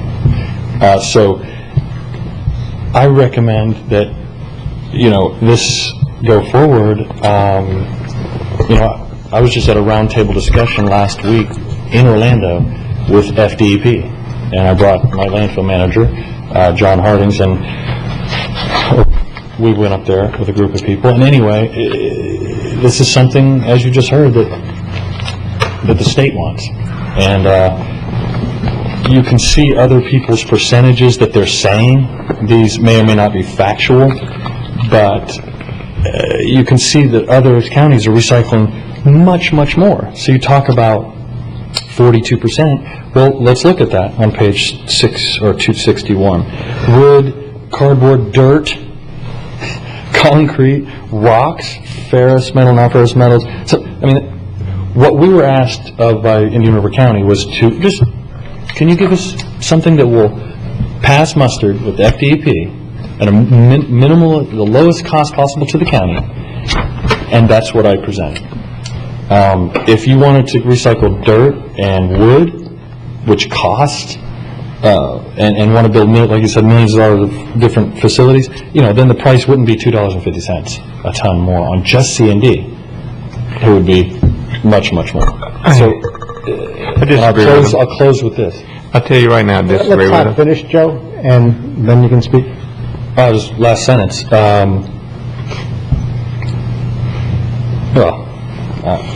I think I may have said enough. So. Okay, Joe. We picked 15% because that's what we need to break even. we need to negotiate differently. We could do it for 30 days if he wants to, but I can tell you, we looked at our streams, and like he said, it's to his advantage to do more, so this is an enticement. Otherwise, you're going to see a rate increase to your consumer, so that's what we have to decide on. And that's a minimum, and I think we think that's a fair minimum. It encourages him as a contractor, and we've come out, and that's a very small number as a fifth. He has to see 15%, we feel. And I hadn't heard that Todd had a problem till right now. Well, and what we could do is, I wouldn't recommend it unless you have a figure in there. I just wouldn't. Okay. And I can say this. I won't. And I think we can all agree to disagree and still be friends. The thing is that no one in this room right now can tell me how much recycling will be in a construction dumpster tomorrow when it comes in. No one. The moment one of you can is the moment I can sign and say yes, I can do that. Because no one in here can guarantee it. Has anybody looked at some construction dumpsters over the last few months to get some idea of what the percentage of That's what this pilot program presents itself to do. Well, that'll give you actual documented specifics. I was just wondering if anybody had looked at some dumpsters to get some sense of what percentage might be this type of recyclable material. They're trying to protect them. They're endangered species out there. We've all, one last thing, this is what broke my train of thought, and this is the last thing I wanted to say, is that, I've reached out to some of you in the last several days, and you all know me. Not that matters, but two things. The reason I'm going to do everything in my power to recycle every last thing that I said I would, and is because, number one, more revenue, no brainer. Number two, because I'm telling you that I'm going to do that. And everything I've ever said in the 30 years I've lived here, I've done. So. Mr. Chairman, at least I know in St. Lucie County, there's a private concrete rock recycler adjacent to the landfill down there, and he takes the material for free. But he was 9 months ago in England Wally, so I don't know if that's how St. Lucie County is getting their 42%, because they can come in, they sort it, and they can load up all the cement and truck it to the free site and dump it at no charge, and that may be how they're getting to 42%. Oh, I understand that. Okay, I just want to make sure that that's probably how they're getting such a high. Yeah, well, that's why I asked about the concrete in the other C&D part, because I'm looking forward to the day when we'll be able to go back and harvest that and then get rid of that. Right, and the problem that guy down there had is he's not a DOT certified site, so he can only sell his crushed material. Maybe somebody's doing a parking lot for a 7-Eleven or something, and so he was having a problem moving this stuff. He had mountains of it down there, just literally mountains of it. Thank you. Any other questions for Todd or Himashi? I would suggest, if we can't, because my staff, Jason's not here, and they did negotiations on it, and this could cost you some money. We might be in violation, but we could bring it back Tuesday the 1st. I was not aware that there was going to be this kind of, Todd, I understand, picked the phone up to y'all, but forgot me. And I appreciate an opportunity to, if we can sit down. I just think this is going to be a financial detriment, and look at it again. My only real question is if we already have an existing contract with Treasure Coast, is it right for us to slam down another contract on top of that without them agreeing? Well, we've been talking about many things. They wanted to go to single stream, so you're going to see other contracts, and when we evaluate our past history, and they wanted to go to single. We've been talking about go to single stream. They've come up with a number. So you're going to see changes in this industry. And then I say we remain with the contract, and maybe with them right now until we can sit down and talk. We know that this was going to cost more money. There was the other single stream proposal that they want to bring to us that we've evaluated, and they said it would save, but we don't think it will. And we've got to be careful because we're trying to control the rates to the consumer. That's all I'm doing. I think on the fly, if we sit here, I need time to evaluate it. I didn't know that Todd was opposed to this until today. So much. So I'd like an opportunity to come back on the first. Mr. Chairman? Commissioner Davis. What is the chances of going out for an RFP with our C&D to see if one of the local communities can recycle it cheaper? Is that a possibility? We did, I think, in the agenda item, talk about, one thing was the timing of all this in terms of a DEP requirement. We could, if the decision today is to table this to November 1st, you know, my first action would be to send an email to DEP requesting another 3-month extension or something like that, and that we're still evaluating this decision to get us out of any sort of, we don't want to have an enforcement action against the county for not implementing a permit condition. It sounds like we're almost there, though. I mean, I'm hearing Joe, our administrator, say it's not economically feasible if we don't get 15%. And I'm hearing our landfill operator saying that he can't guarantee 15%. And so, I mean, if that's enough to move forward to buy us some time. Well, we were talking about one day here, so by the time we'll talk to DEP, we're talking about one day, bring it back Tuesday with more information right now. It's one day all over the limit. We could do that, but the other part of your question is that we could formalize a more of an RFP process that we could put out there to see, you know, if there's other companies, what price would they charge to come to our facility? The only difference would be is that I wouldn't recommend having 2 different contractors on top of the hill doing that. We would have to designate an area on the bottom that all the C&D would be dumped there, processed and whatnot. But I don't know what a cost. We would have to issue an RFP. That could be an easy, 2-month, 3-month process to be able to come back to you with something. But in the meantime, trying to comply with the permit requirement, we wanted to just move forward with a proposal. Again, not make it a cost increase for us and incentivize Todd to do a 15%. I think we should table this till the first meeting of next month. We have a motion to table to the first meeting of next month. Second. Seconded by Commissioner Davis. Any other discussion? All in favor? Aye. Passes 5-0. Thank you, Marcia. Thank you, Mr. Westover. And gentlemen? Looks like that's it. With that done, we may adjourn. Thank you.